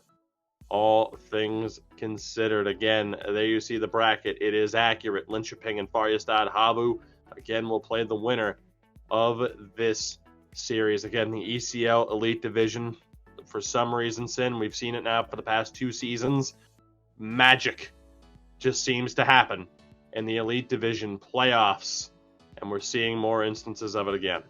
Yep, and Färjestad pulling off the improbable last year. Linköping coming back from a 3-1 series deficit. I'm sure Havu loves hearing us talk about that again, but they have punched their ticket to the second round. Maybe it's going to keep firing them up because they have been on an absolute tear this entire season and, erasing Brace Phantoms in 4 games. They are looking exceptionally strong, perhaps even salivating over these two teams, kind of going head to head here and getting a good look at their play styles. And as we get closer to in-game, here we are, face-off approaching for Game 7. The hype is unreal. This needs no words or superlative adjectives to be described. It will speak for itself. Game 7.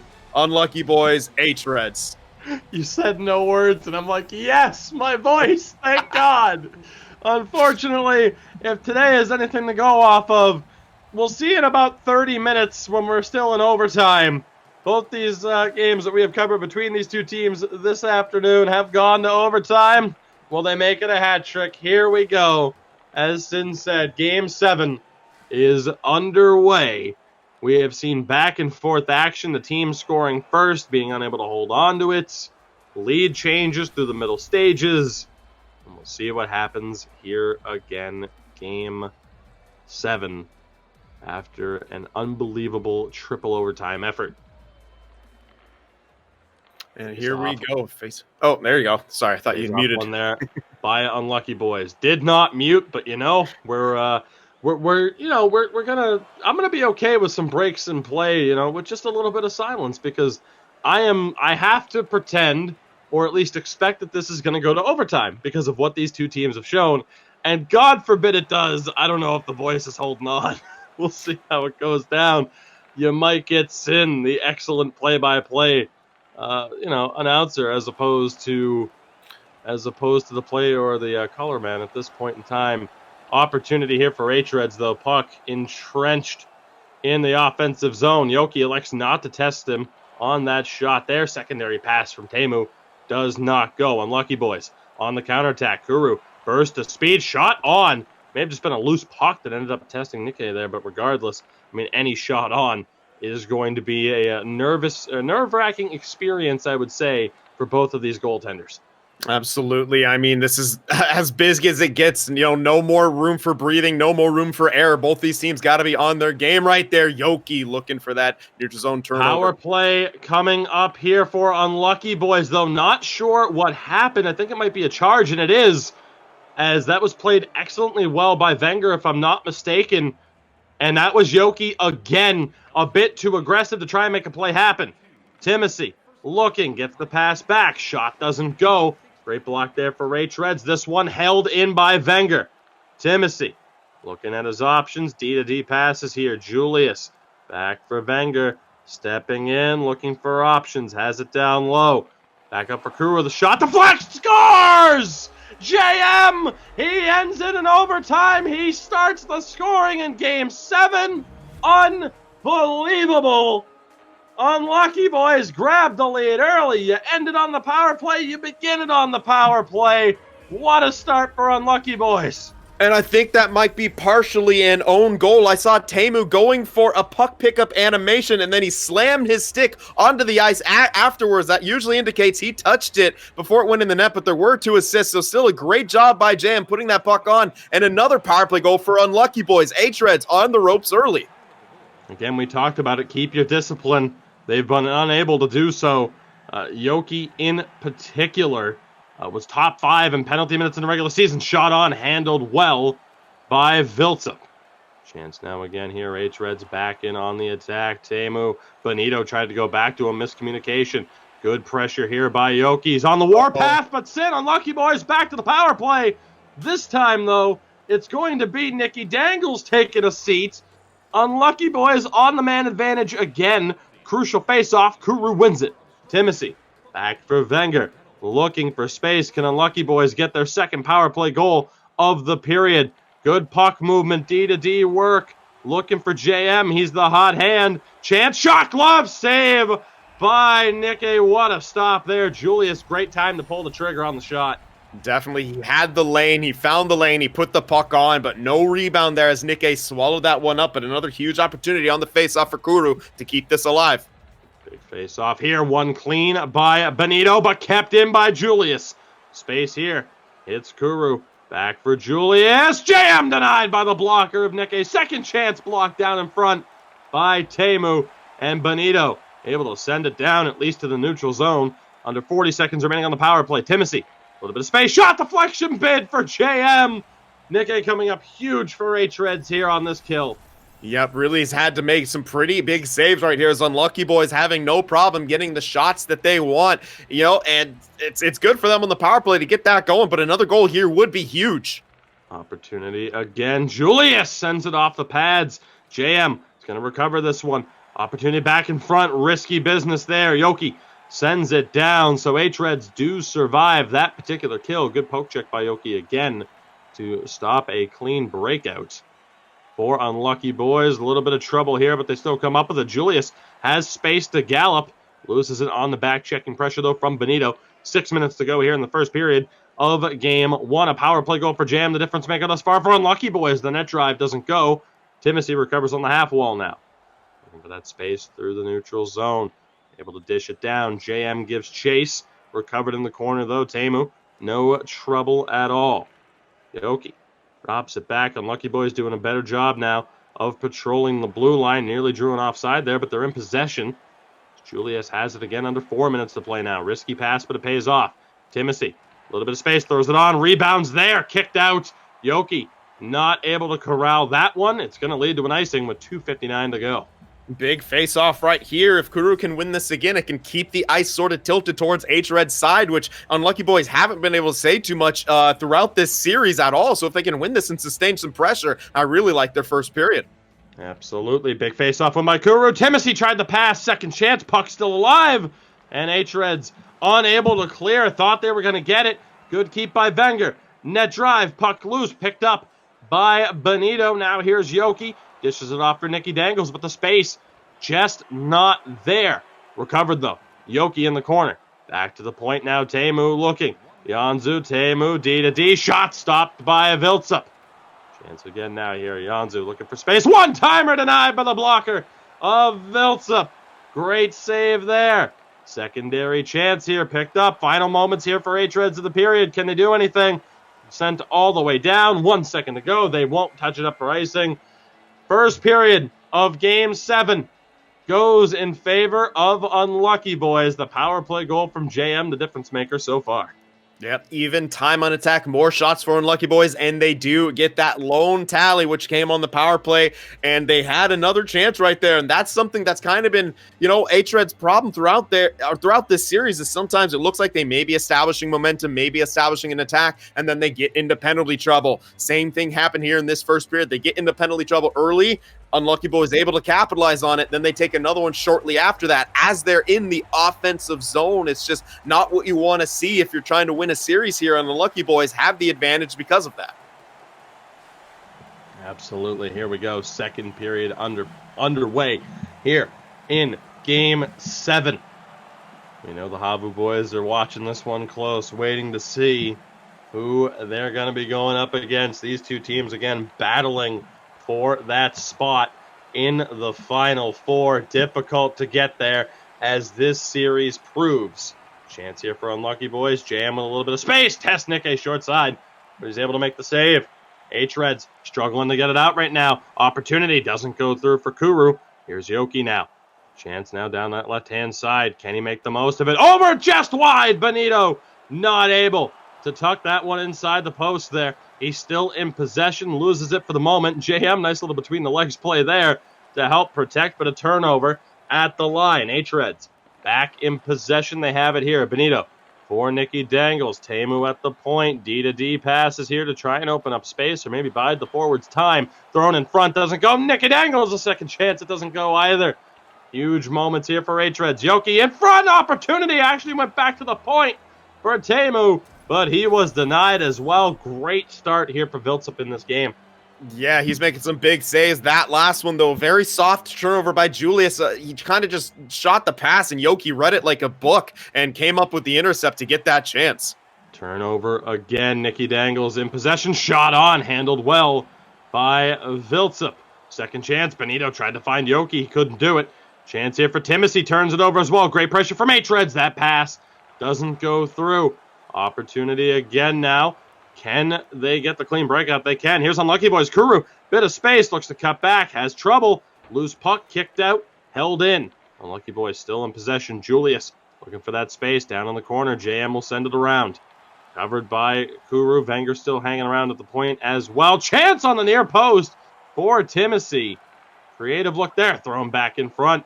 Tried to find Timothy again, unable to do so. We approach the halfway point here of Game 7. Unlucky Boys up 1-0. Have a feeling the score isn't going to hold, Sin.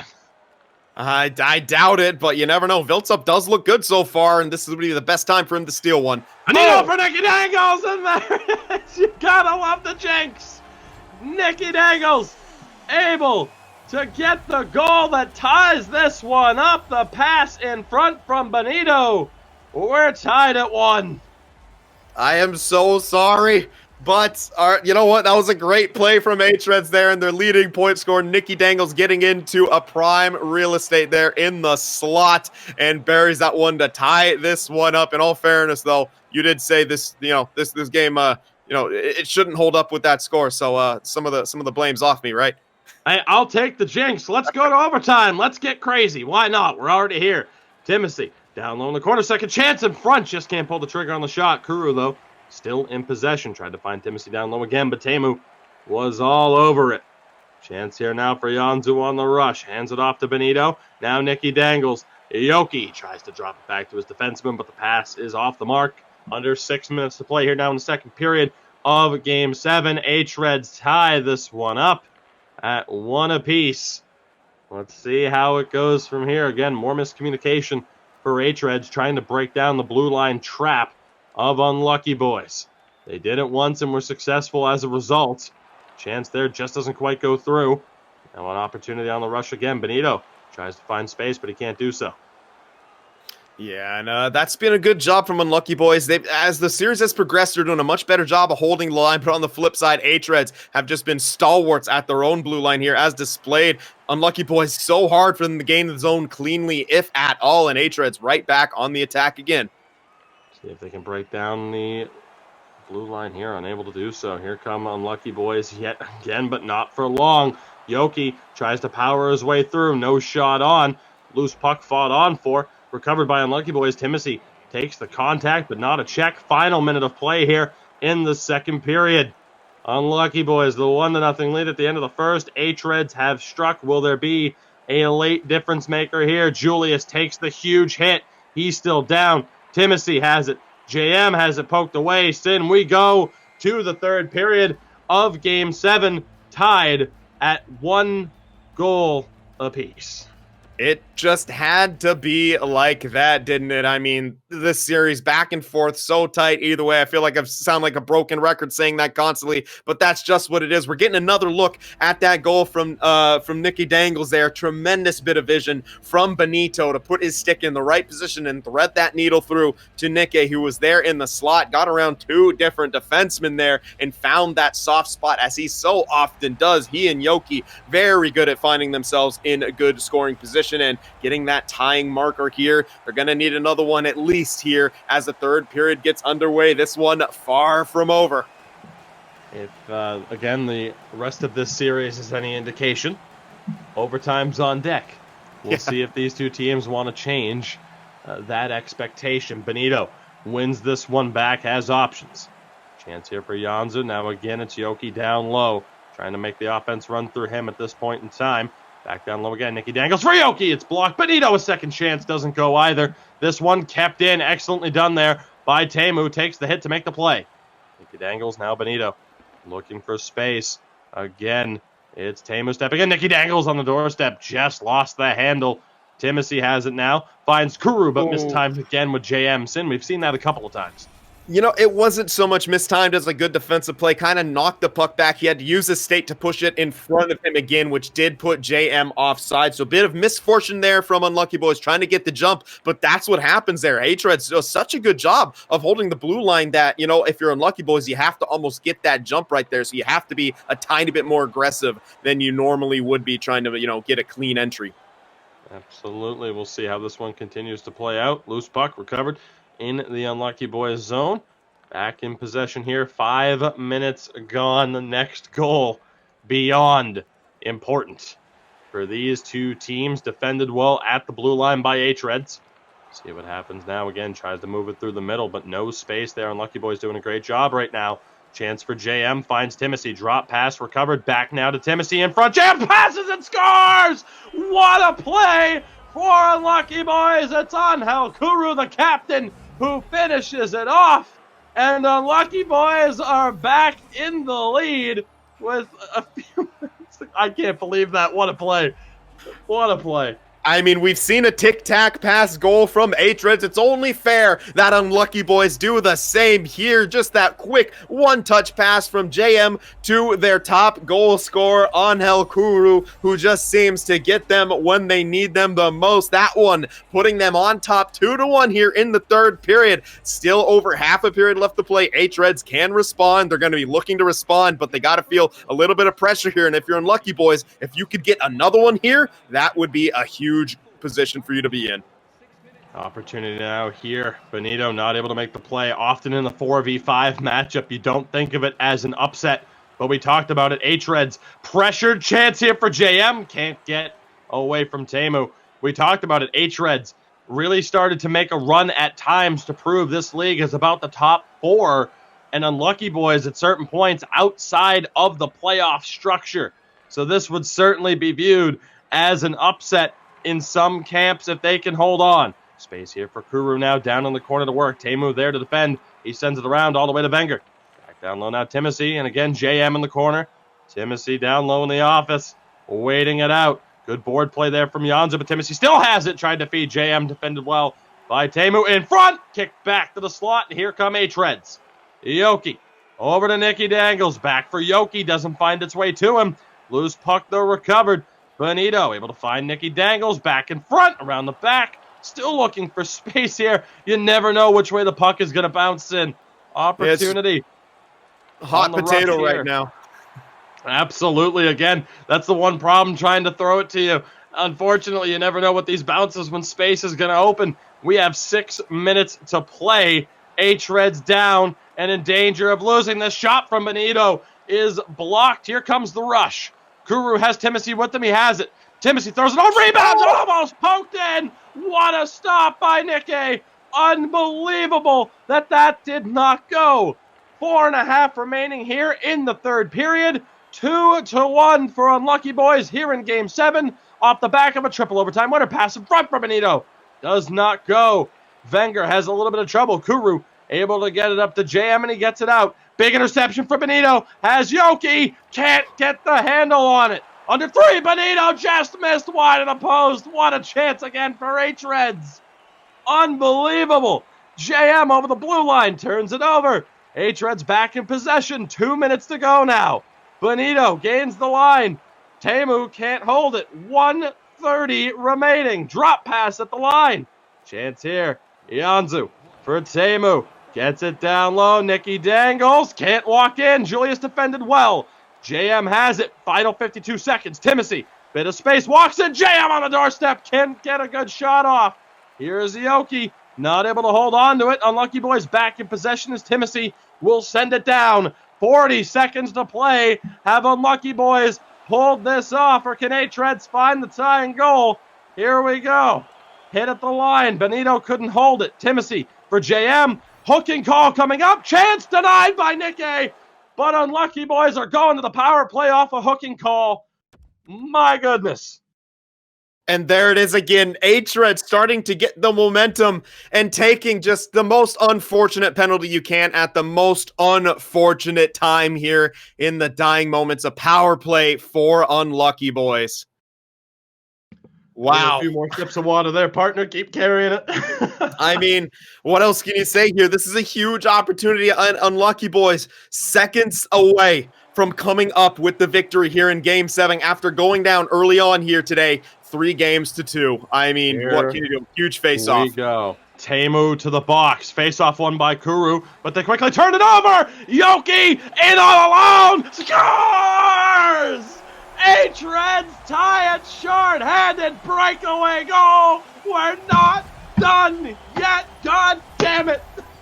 What just happened there? What a breakdown. What a way to overlook one of the most dangerous forwards in ECL Elite, streaking down on the breakaway. A shorthanded goal scored with 20 seconds remaining. But we're not over yet. Can Unlucky Boys attack here on the power play and maybe end it? Chance for Wenger. Up the middle. Kuru can't hold on. 10 seconds remaining. It's sent down. One final rush for Unlucky Boys here in regulation. Kuru cuts back, loses it. Sin. Why not? It's overtime in Game 7. Good God. Oh my goodness, what is happening? 3 games, 3 overtimes. If this one goes to 3 like it did last time, I don't know if either one of us are going to survive the night here. What a play right there off the pickup, and both defensemen caught napping there, and Yoki just all alone on the breakaway, makes no mistake there. A good effort by Viltsup, and it was a perfectly timed shot by Yoki. If he went for the flying poke check, I think he was just out of range there. A phenomenal play in the clutch by Yoki to tie this game up, and well, here we are in overtime, but hREDS still have to kill off the remainder of this penalty. Absolutely hysteria taking over.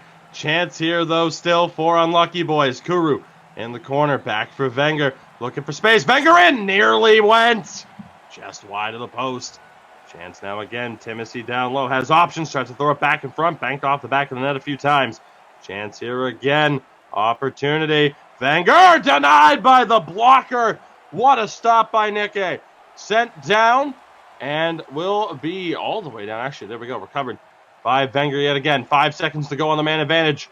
Still in possession. Shot, save, rebound doesn't go. Second chance denied by Nikke. What a shot.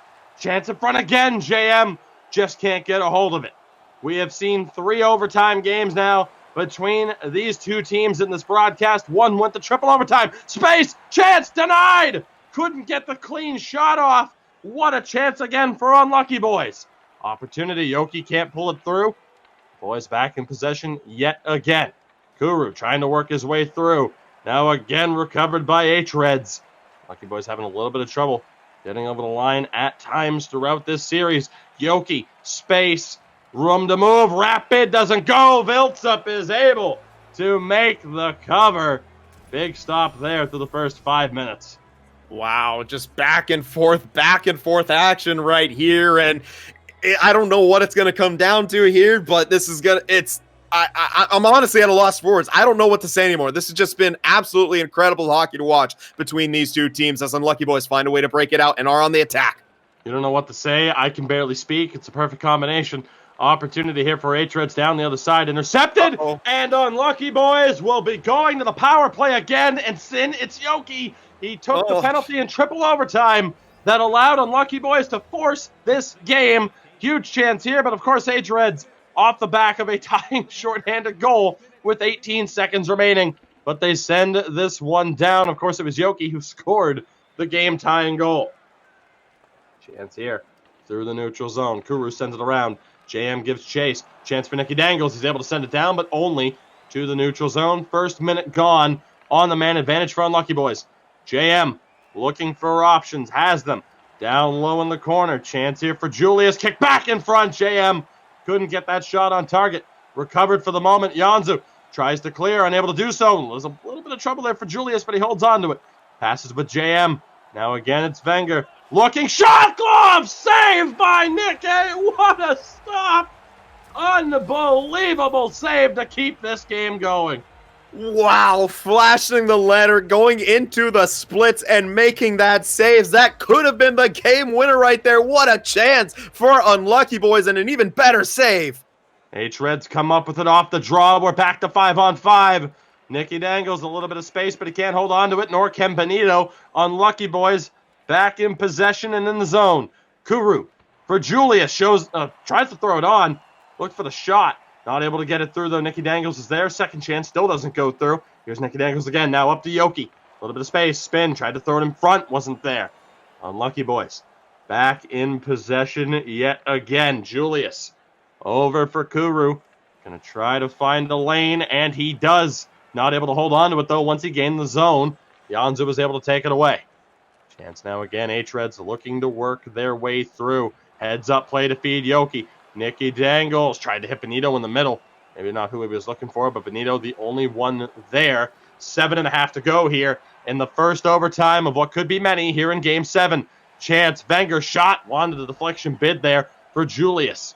Kuru able to recover, not able to gain the zone clearly here, or cleanly. Here comes hREDS yet again. Opportunity. Yoki just gets stripped of the puck. Huge chance there again for hREDS. Had their winger, their star winger, come up with it. Nicky Dangles has it. Back, one-timer blocked. Loose puck is found by Viltsa. 5:25 to go in the overtime. Almost a costly turnover right there for Timothy. He made a bit of a gamble there and high up in the defensive zone, turned it over, a one-time opportunity, and Viltsa fortunate to make the save and get the cover. Chance here, one-timer glove save by Viltsa, robbing Nicky Dangles of his hero opportunity.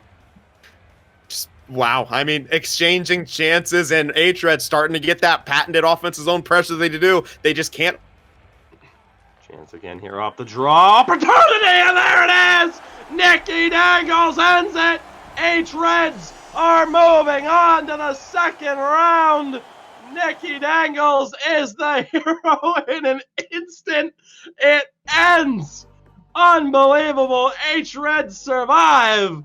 And they are moving on. One of the toughest losses imaginable for Unlucky Boys. You get a look at it there right at the end.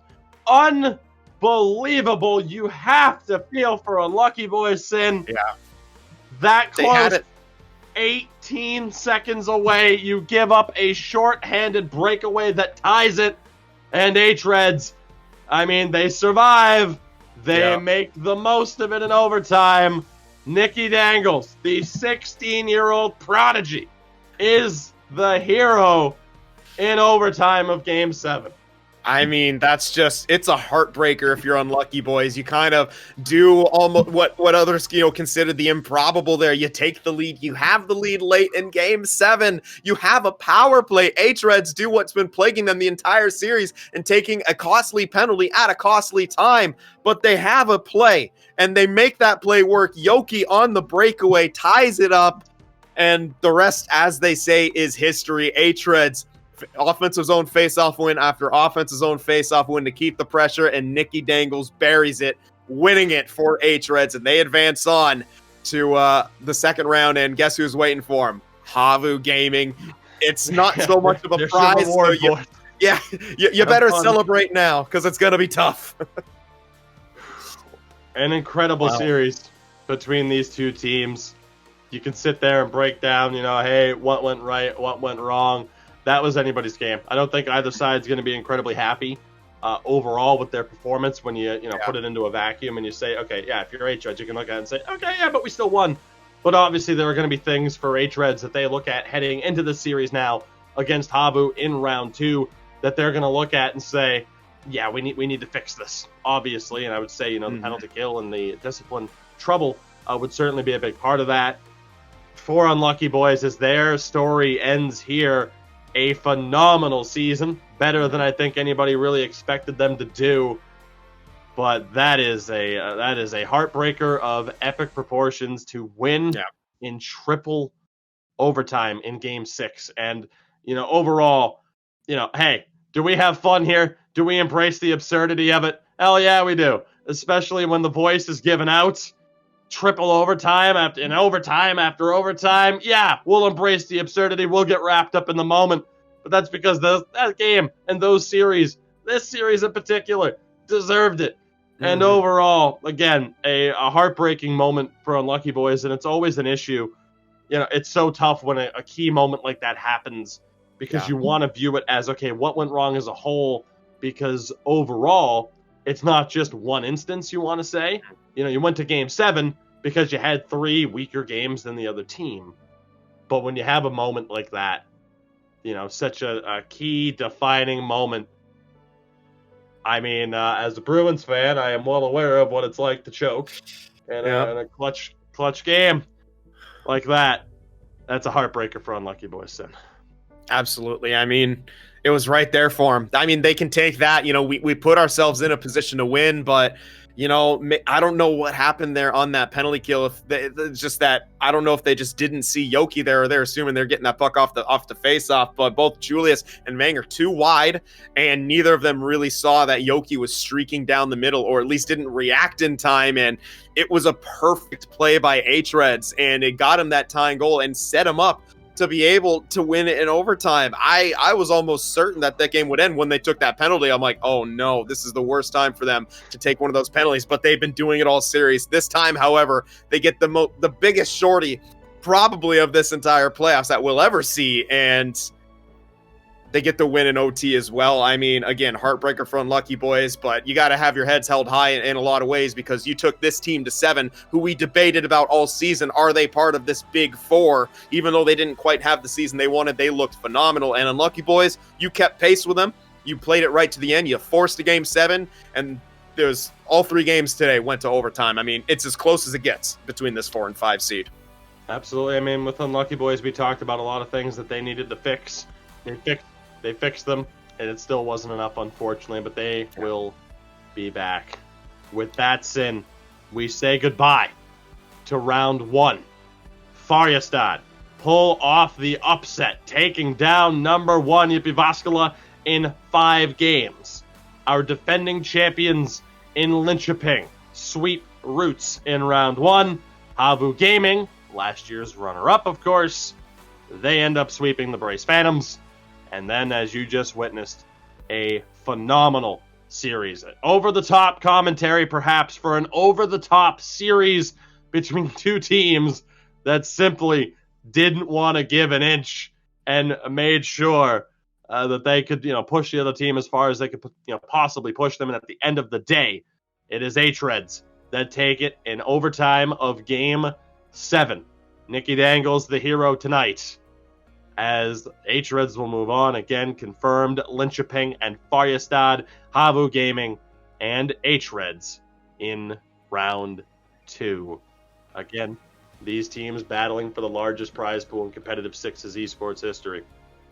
And I mean, if round 1 is any indication, Sin, we're in store for a very special final 2 rounds to this postseason. Again, we said it earlier, there's something about the ECL Elite Division. Magic just seems to happen. Crazy moments seem to happen. That first round did not disappoint by any stretch of the imagination.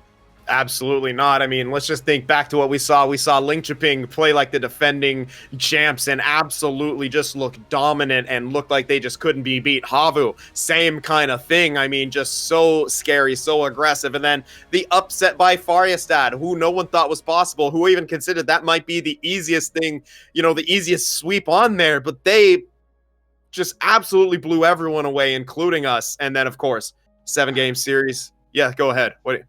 Färjestad, we've talked about it. They, on the last game day of the season, lost both of their games to hREDS. Yeah. Got blown out in both games, needed help, needed other teams to not be able to pick up the ball and run with it. That's how they made it into the postseason. And now look at what they turned that into. That second chance at life, what they turned it into. Yeah.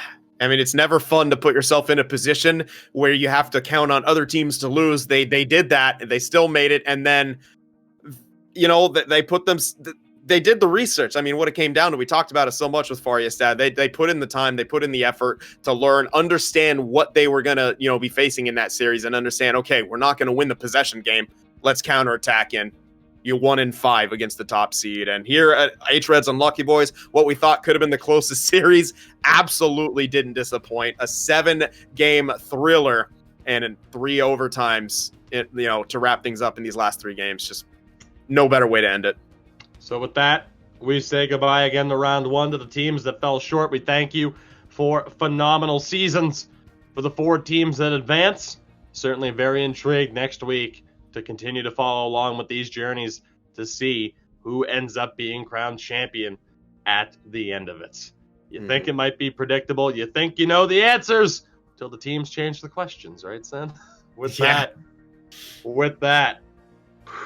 we are finally done It's been an amazing broadcast that we thank you all very much for joining us for. Again, a shout out to our sponsors, Prisma Gaming and ISE Sports, for helping make this possible. Of course, NHLGamer.com for all the information that you need as we continue to follow along with the ECL, not just in the Elite Division, the playoffs currently going on in the bottom 3 divisions as well. The playoff hunt still very much going on. The Elite Division still very much not set, with relegation battles coming up sooner rather than later. Of course, the Russian side of things, a big final coming up on Sunday. Unsure if we'll be able to cover that one for you, but also something to keep an eye on. Of course, NHLGamer.com for all the information that you need. Of course, make sure to follow us on Instagram, Twitter, Discord, YouTube. Drop a subscribe there. Drop us a follow here on Twitch if you haven't already. We are at NHL Gamer all over the place. Of course, the semifinals start on Monday, 20 CEST. Same time as this broadcast started, of course. That would be 2 p.m. Eastern Standard Time. You can find Sin on Twitter at Sin for the Win Prod, on YouTube, and right here on Twitch at Sin for the Win Productions. You can find me everywhere at Tuki24, Twitter, YouTube, Twitch, Instagram, wherever. Sin, any parting words? Take us home, buddy. I can't speak anymore. What else say? All those games spoke for themselves. Semifinals, you are not going to want to miss it. And that's not just fluff. That's not just hype. Seriously, you better tune in, because if you don't, you will be missing esports history. With that, we'll catch you all next time. Until then, stay safe. Have a good one. We'll catch you next time.